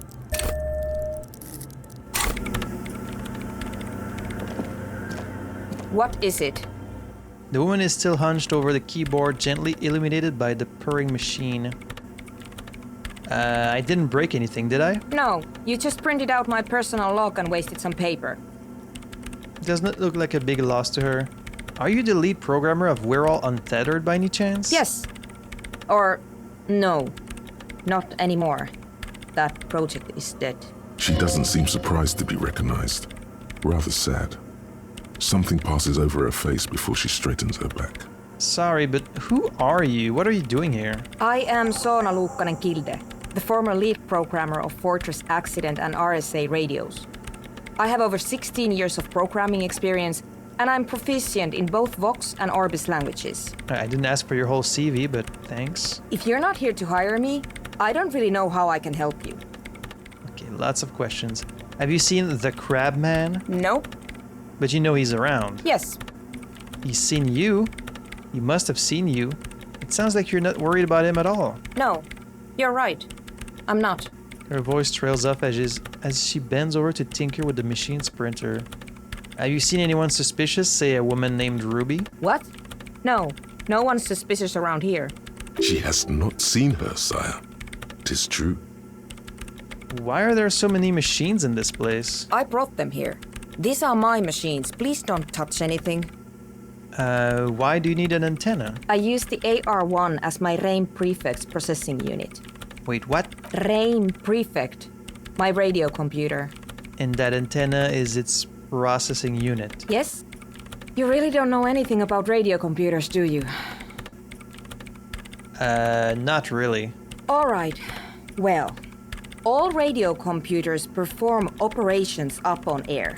So in order to gain more processing power, you need to invest in a good antenna. What's on air? On the front, the unified front of radio waves, licensed and controlled by Lintel in the East Insulindic region. It's all around us. That's what on air means. Like love.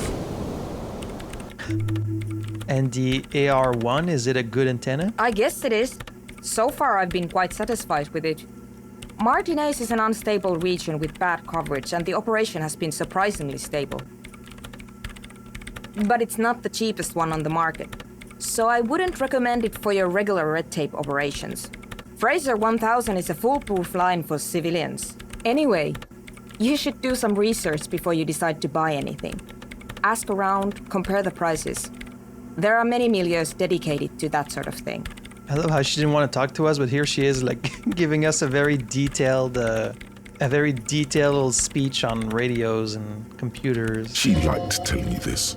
It calmed her nerves. So, what are you doing with your radio computer? I'm working. The machine seems almost alien with its pulsing core. The light casts in her face in a strange shadow.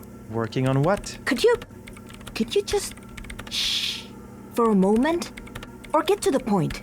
I really need to focus on something. It's not just rudeness. It really is hard to concentrate on whatever she needs to do. And you're not helping. Well, then just answer me and I'll leave. Right, I'll try not to touch anything. Next question. Great. She dwells back into the glowing terminal. What are you doing in an abandoned church? You really like those questions, don't you? There's a hint of amusement in her tired eyes. I need to make sure you're not hiding anyone here. I'm a police officer. It's my job to ask questions. You're occupying a public space. I need to know what you're doing here. There have been complaints from your neighbors. It's my job to ask questions. I'm conducting scientific research here. You can't throw me out. She says, ready to stand her ground. What research? I'm looking for the location of a 2mm hole in the world. I knew it. It is some dishonored shit. There's a prick in the world from which the void is seeping out.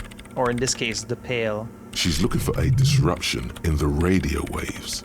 That's what her personal log said. And that's the cone of silence. The lieutenant raises his brows, but doesn't say anything. A hole in the world, what does that mean exactly? Exactly. What does it mean? Up to now, it has been impossible to say what it is because it's impossible to measure nothing. There's something frantic about her as she locks her gaze with you, eyes shining like pearls. Well, I mean, if you know it's there, it's because clearly it's affecting something. What do you think it is? What qualities does nothing have? How do you measure something that does not exist?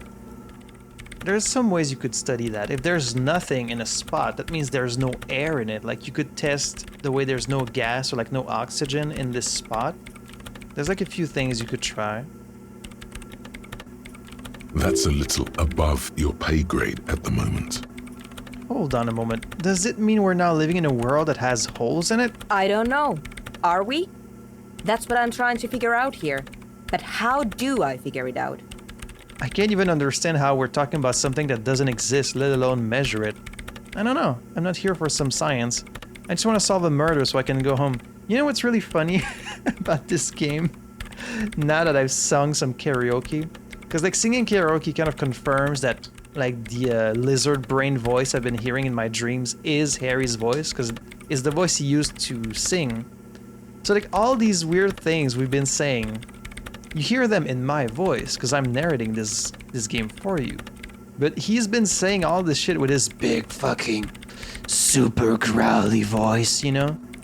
It's like, I can't even understand how we're talking about something that doesn't exist. You know, it must be quite strange for everyone who's talking to him. You measure it by its surroundings, by that which does exist, which is what I've been trying to do. I've tried using hydro transducers to record the silence, to find out where it begins. Hydro transducers. So that's what those water basins are. Devices for recording sound through water. But honestly, it's not progressing very well. I wish I could help you somehow, even though I'm not a scientist. She grows silent, staring into a circle of basins. It looks like some ancient ritual. But does it have anything to do with necroplasmic life forms? Ghosts, in everyday parlance. No, I don't think so. Does it have anything to do with ghosts? Ghosts? No, I don't think so. I don't believe in ghosts. What about other supernatural entities? I don't believe in them either. What not many know is necroplasma exists. That's probably wise not believing in them. Great. What are we talking about? And why? She gets back to work, a clear signal that this branch of the conversation is over. Is the whole connected to the data loss in your journal? Yes, that's what led me here. But I suspect it might be something a bit more complicated than that. Do you have any idea where this hole might be located? I mean, above the church, I guess. Somewhere underneath those roof beams, I assume. Yeah.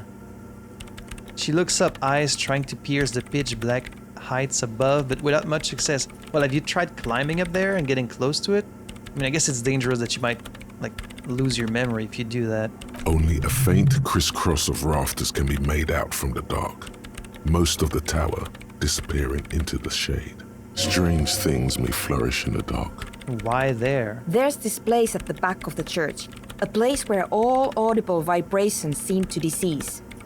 I've named it the Swallow. And the higher you go, the less you record. The Pillar of Silence? Are you sure it's not just an architectural Kim, quirk? get serious here, please. Maybe, but it's oddly close to the physical coordinates of the data loss that led me to this place. This is where the Crabman lives. I know. You don't think Crabman might be somehow responsible here? What would this say if I hadn't talked to the kids first? Not the kids, but the young man. The young DJs. Because they're the ones that told us the Crabman story. So, like, what would I be calling this guy if it wasn't for this? I wonder. You don't think Crabman might be somehow responsible here? No, I don't. I don't either. She sounds mildly annoyed by this line of questioning. Her hands typing hundreds of commands into the machine. You said that the research isn't going well. Why not? Because it's just trial and error, trying to locate the Swallow, the exact point in space. And I don't have a... You know what? It would be really helpful if you could just stop talking and let me work. You don't have a what? Maybe I can help you. Come on. That's all I wanted to know about the scary 2mm hole in the world. How do you know it's 2mm then? Great. Thanks. The Swallow, you mean? Great. Thanks. How do you feel about hypnotic dance music? What? I hate it. I bet she hasn't even heard it. Have you even listened to it? Like, actually listened? What are you, 40? It's the future of dance music. Same here, it just doesn't connect here. Not like disco does anyway. Okay, wow, that was quick. Why do you hate it? I mean, I will say, while I was listening to that fucking music in the tent, I was almost like in a trance, because it's so, like, repetitive, right? You just get, like, stuck in a... Like, your mind just gets stuck in this fucking rhythm. Even while I was editing the footage, I was like... But it's not like disco, I guess. Maybe I'd have to be on drugs to get it, but to a sober mind it just sounds like uninspired rug whipping. No idea what it has to do with either dancing or music. Right. How do you feel about a club for hypnotic dance music? This is about those speed freaks in the tent, isn't it? I've got some news for you. It's not a nightclub they want to build here. Yeah, I know. What do they want to build then? Take a guess, why don't you? I heard they're also planning on building a drug lab. A youth center would be nice. A petting zoo, a place for animals. Maybe some community space to help the elderly. I'm still convinced they want to establish a nightclub for hypnotic dance music. They said it's their dream. Yeah, probably a drug lab. Bingo! That's exactly what they're up to. Wonderful. The lieutenant whispers, admiring the embellished pillars and the spectacular architecture in the church. Now this house of worship is also going to be a drug lab. Always something fascinating happening in tents. They're just encouraging an active youth culture here. Nothing wrong with that. Mind-altering substances are a vital part of the hypnotic club scene. It helps to bring the community together. I'm just gonna say nothing. So that's settled. Great. No nightclubs in the church then. I'll let you work in peace now. I'm gonna get a new skill point soon, so I could put a point in visual calculus. So I can roll it again. I'm gonna do that. And then let's put this on again. Oh, we can check down there too. The bowl is filled with water. A live wire runs directly into it. Also, I think the clock gets stuck at 2 o'clock. Because we've been talking for a while and it hasn't gone past 2. So that's kind of like a life hack then, because you can get a lot done and then it never goes beyond that. So you can get a lot of like tasks done at night. I mean, a lot of people are gone to sleep at this time, but still there's a lot of things you can do and then it never progresses to the next day. So that's kind of good actually. Alright, let's try this again. The mother of humanism stands above you. A precious and a jigsaw of broken shards falls into place in front of you. A ghostly reconstruction of the stained glass window. Before it was shattered, there was an older woman beneath the younger one. And a text, a light motif below them both. Un leitmotiv. What shattered this mosaic? Unknown. Oh shit. Wait, they have glasses on. Huh. Who is this older woman? The escutcheon on her throne says, Irene the Navigator. Makes sense. She is depicted as an older woman wearing thick-rimmed eyeglasses, holding a golden Reichsapfel in one hand and a scepter in the other.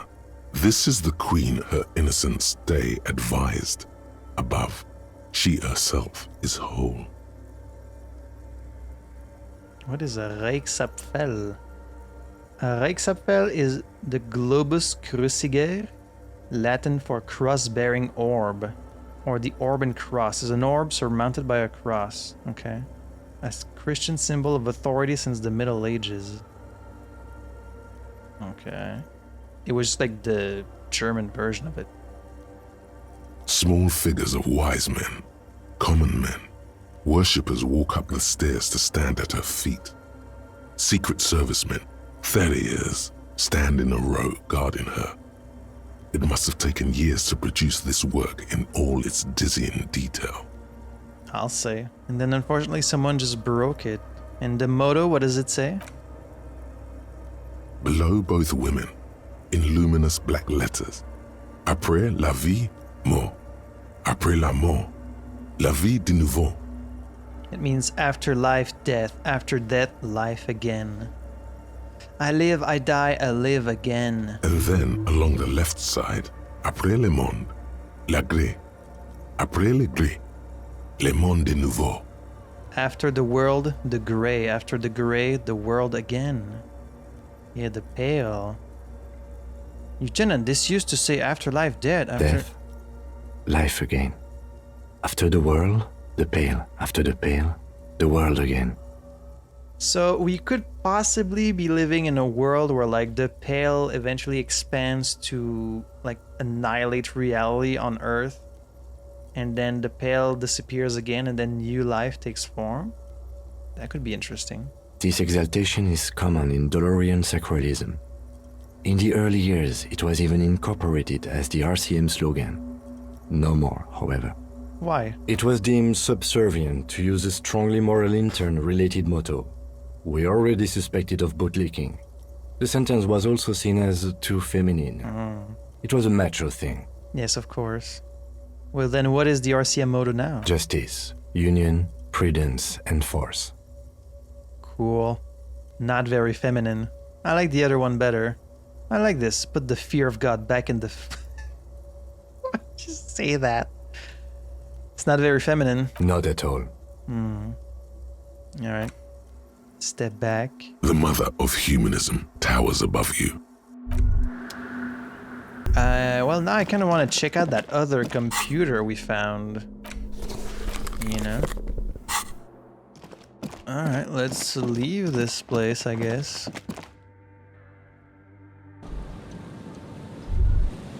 So that was a whole ass episode of church business, but quite interesting. So she's opposed to the nightclub, but the man in the roof, he seemed fine with it. So, Hello again. I can't talk to her about it. Oh, that. She's less prone to blurt it out. Crab. Okay. She was dressed like someone who's been raised by... And then he stopped. Like a crab. You saw him? Does it mean that you went in there? Did you see the other spooker, the one in Grandma's clothes? Oh, so okay, so I could say I saw him. I saw the crab man. I did see them both, yes. Good, so you believe me. You should go tell this to Andre. He'll know what to do next. My associates? I haven't got much to say about them. Just answer the question, please. Sorry. I just don't tell people about my friends and who they are and so on. I don't provide information on them. To the cops. Don't know what makes you think it'll be any different later, but... Give her a hat. It's weird how you can't really tell her that much about it. Like, you can't be, oh, he's just a guy. He's just a guy that lives up in the beams. Alright, let's go back in there, I guess.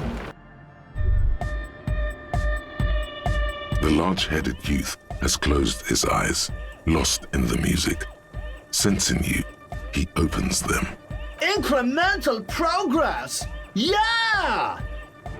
Ooh, this thing, physical instrument. Wait, I think I do have some physical instrument.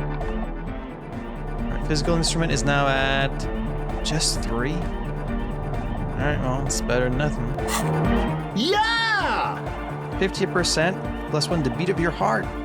Maybe your body can tell you what Arno van Eyck's gem is missing to make it harder core. No, that would be silly. Your body isn't for thinking. It's for robust, wholesome things. Things like discus, javelin, and 400-meter hurdles. Discus. Discus. Alright. Never mind. I see you're here again. Offside, man. Did I mention getting us into the church would help? I saw a sticker on the padlock. Can you tell me anything about it? A sticker? You mean the yellow one? Can you describe it to me? Interesting. He wants you to describe it, though he already knows what it looks like. Why describe it if you already know what I mean? I mean this one. Show the sticker on your ledger. Oh, wow. Right on your cop ledger. You like it? Yeah, it's cool. It's super stupid, that's what it is. I think it reminded me of myself. It's very modern. I'd like to learn more about it. Yeah. You're right. It's the harbinger of a new era. What would you like to know? What's it supposed to be? The dead guy smiling. And what does it mean? Why is the dead guy smiling? He defeated history. We are living in the age of history, and in the eyes of history, we are always already dead. How can we ever smile then? Because history is a lie, and so are its deaths. I guess so. The present moment and life are the hardcore. The hardcore expels death. Or maybe he's not dead. Maybe he's just really ecstatic about the beats.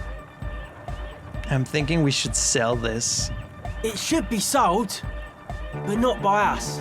What makes the sticker so modern? Simplicity was brought to us by a classical soul artist modernism, but that was a tasteful, harmonious simplicity, right? Well, hardcore is not tasteful or outwardly harmonious. It's a warning shot. This will be dangerous. The echo of man's loss haunting him. The sticker, the clothes, the music, same thing. You come up with this stuff by yourself? Seems awesome. My head is spinning. It's hard to keep up with the times. Yeah, you've got a lot of thoughts about this stuff, huh? You come up with this by yourself? Not alone. Many people are thinking the same thing right now. There's a gathering at the Palaceum. The beat is the same for all. I think we've exhausted the subject for now. I guess one could write an entire treatise on the thing. But what for? What about now? Are the signs all right now? Nah. Still strongly out of sync. Stage gamma disalignment. What? You heard me. He examines a small metal bolt in his hand. All right. Hi again. So, how are things going? The tips of his hair are sharp and white. The bleach has consumed almost all of the toothbrush in the mirror in front of him. So I checked out the church. And? What happened?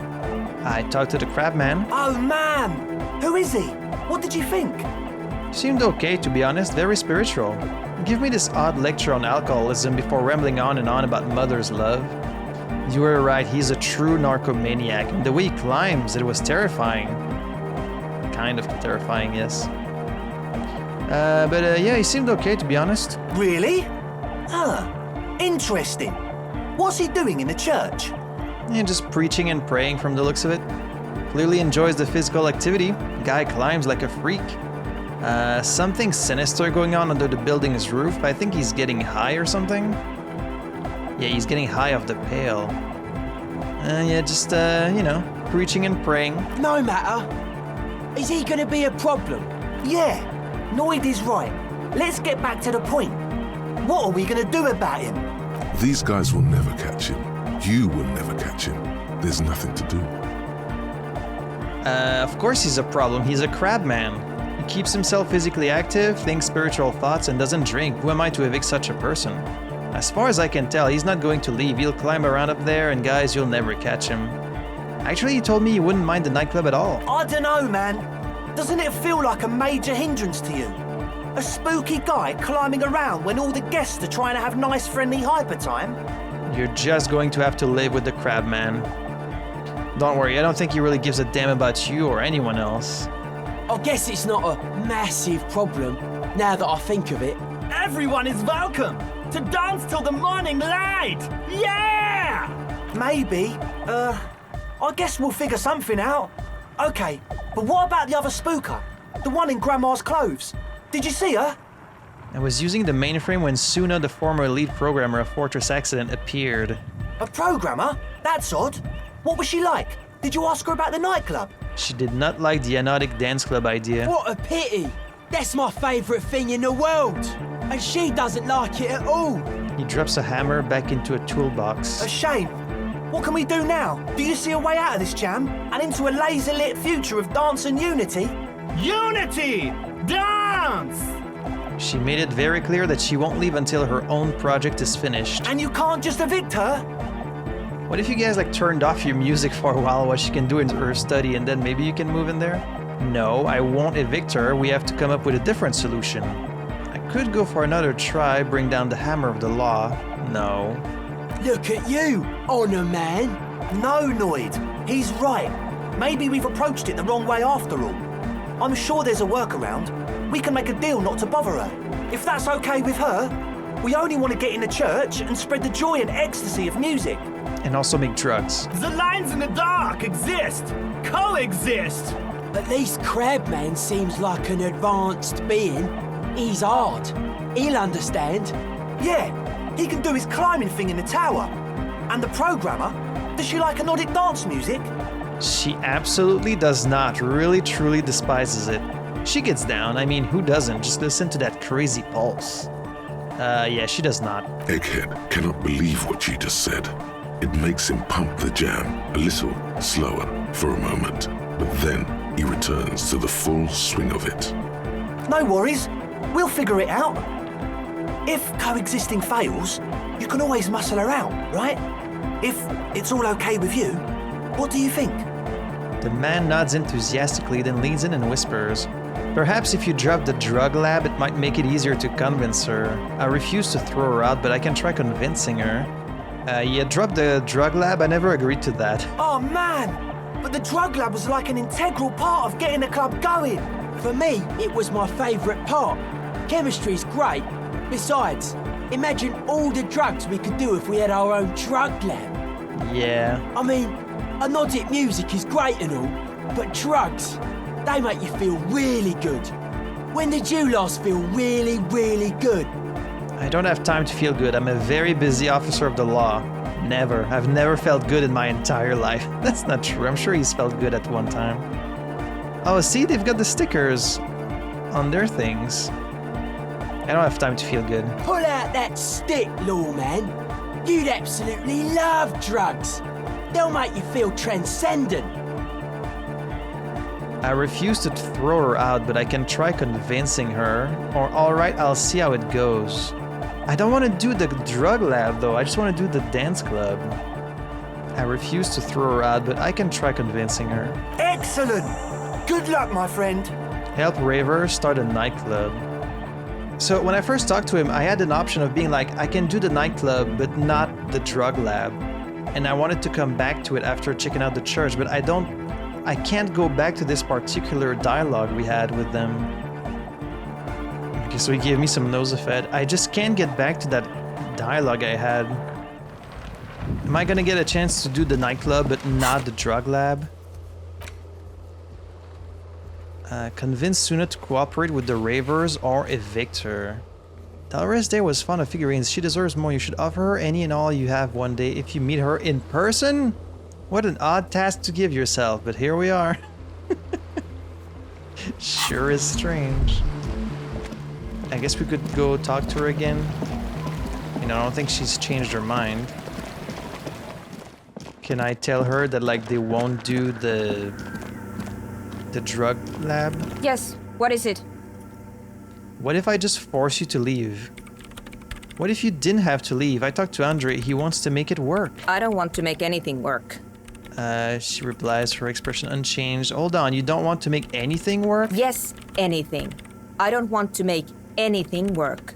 It's not the anodic dance music that's made her bitter. It's the failure of Fortress Accident. Are you bitter because your radio game project failed? That's right. If we couldn't get our Welkins to happen, I don't want anything to happen. Ever again. Damn, you're really bitter. Something strange shines in her eyes. There's not a trace of irony in her voice. She means it. Suggestion. Whoa, that's really high. Very high. Research not going well. +1 discovered Fortress Accident. +1 discussed FA with Dice Maker. I thought maybe to convince her I would need to go back to the other computer and print out like the thing. Unless I get 2 1s, I can't fail this. Easy. When her research is done, she can move out. Yeah. Listen, about your research, you mentioned earlier that it's not going very well. Maybe I can help with something? What? No, I don't really need any help with the project. But if I could help you finish the project, then you wouldn't have to live in a church next to the Boom Boom anymore. Just think about it. She thinks about it. A glassy look in her eyes. A gust of wind brings more snow in from the broken gallery. It touches her hair. All right. Bring me the game's off-site copy from my old workspace, if you really want to help. It's stored on a filament memory, and I'm unable to go and fetch it myself. I think I have it already. Is this the filament you're looking for? No, that's the production schedule you stole and accessed without authorization. Yeah. I don't need it. She's tapping the table in a badly concealed impatience. In his defense, it was simply lying in the desk drawer of an abandoned cubicle. Yeah, to be fair. Okay, but still. Oh, right, it's that thing we need to open in the basement. I remember. What is an offsite copy and why do you need it? It's a backup of my former employer's project, the radio game we were working on. It's stored on a filament memory, just like the one inside this radio computer. Yeah. The backup itself is destroyed now, but I'm hoping to use what's left of it to pinpoint the exact location of the anomaly. You just have to go to my old workspace and get the filament. Alright, that's easy enough. Hold on. If it's called an off-site copy, then why is it still on site? If it's called an offsite copy, why is it still on site? Oh god, not this again. It is not on site. It is in the basement. Perfectly safe and not connected to the front at all. Basement? Sounds like it's technically still on site. And no, taking it outside the building wouldn't have protected it from the data loss. There's nothing wrong with keeping the backup in the basement. What happened was a freak accident that has nothing to do with how the backup was stored. I can hear my girlfriend laughing in the background. We clear? She stares at you with pleading, furious eyes. This is clearly a painful topic for her. She must have had to explain herself numerous times. By your old workplace, you mean the Studio Fortress accident in the commercial area? Yeah, that's the one. You can get in through the bookshop. You just have to do some explaining to the bookstore lady. You mean Pleasance? That's her name, I believe. Actually, I've already been inside it. Good. Then you might know the giant ice bear fridge in the building's cellar. The filament is inside the fridge. Just go and get it. Wait, it's in the... Oh. Wait, it's in the fridge? Isn't it in like that other compartment? Where exactly is it? In the giant ice bear fridge. I just told you. It has red glowing eyes. It's impossible to miss. You just need to get the offsite copy from the ice bear. But you've been to the fridge and it wasn't there. Yeah. There was a note saying... I found a note from the ice bear fridge. It said the offsite copy has been moved to a safer place. Wait. A note from whom? Did it specify where they took the filament memory? It said the offsite copy had been taken to a nearby ice cream maker. The note was signed by someone named Sulislaw. Jawiza. Of course. Our project lead, Sulisław Jawiza. God, he was always so hell-bent on keeping the copy somewhere safe. And feature creep, and the Valley of the Heads. Like it would have made a difference. The offsite copy was perfectly safe when the data loss happened. That data loss was anomalous. She crosses her arms defiantly. And the heads. I won't even get into the heads. Millions of them. Go find that copy from that ice cream maker, will you? Thanks. Valley of 1,000 Heads. You like the sound of that. Oh man, there's so much to say. I found the ice cream maker, but I couldn't get it open. It's completely frozen. This is getting ridiculous. Can't you just defrost it? Or, I don't know. I don't know about the ice cream maker. Just figure something out. Oh, yeah, well. There's a solution, but she doesn't want to hand it over to you yet. It's a thing. Something she holds dear. And why can't you get it yourself? The bookstore lady hates me. Says I'm part of the curse. Whatever that means. Are you part of the curse? Of course not. Anyway, I don't have my keys anymore and she won't let me in.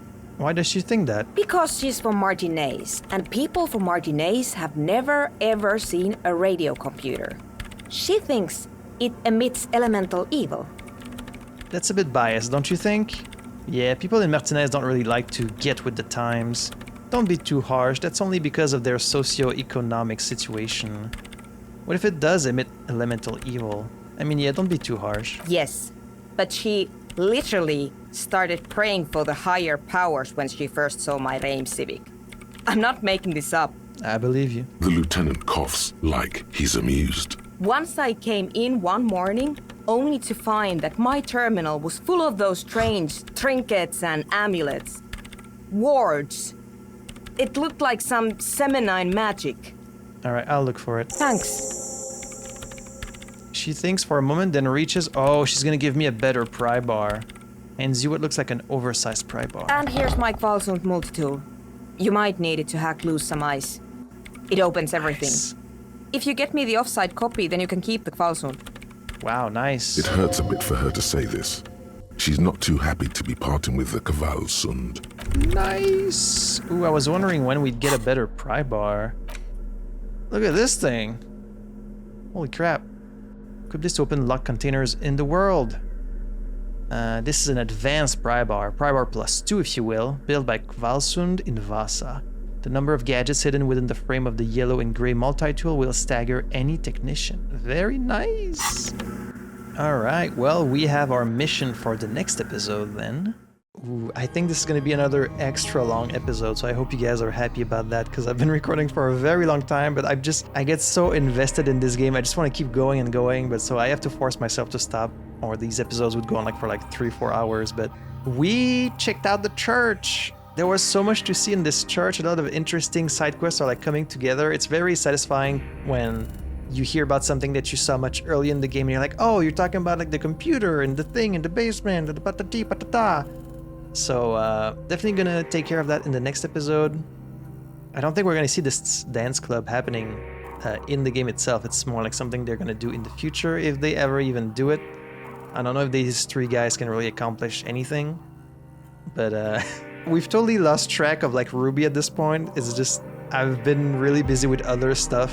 But I do want to do as much as I can before sleeping, because then I get to have more time in the game, I think. Because if I can delay going to sleep, it's just going to stay 2 a.m. and then I can do as much stuff as I want. It's not going to be day 5 yet, because is something bad going to happen on day 5? I don't know yet. I don't know how much time we have until this tribunal happens. Hopefully, they've put so much content in this game, and so I hope they also gave you enough time to actually do everything that's available to you. But I guess we'll see. And don't tell me in the comments. This isn't a question for you guys. I'm asking rhetorically. I will find out for myself. Thank you.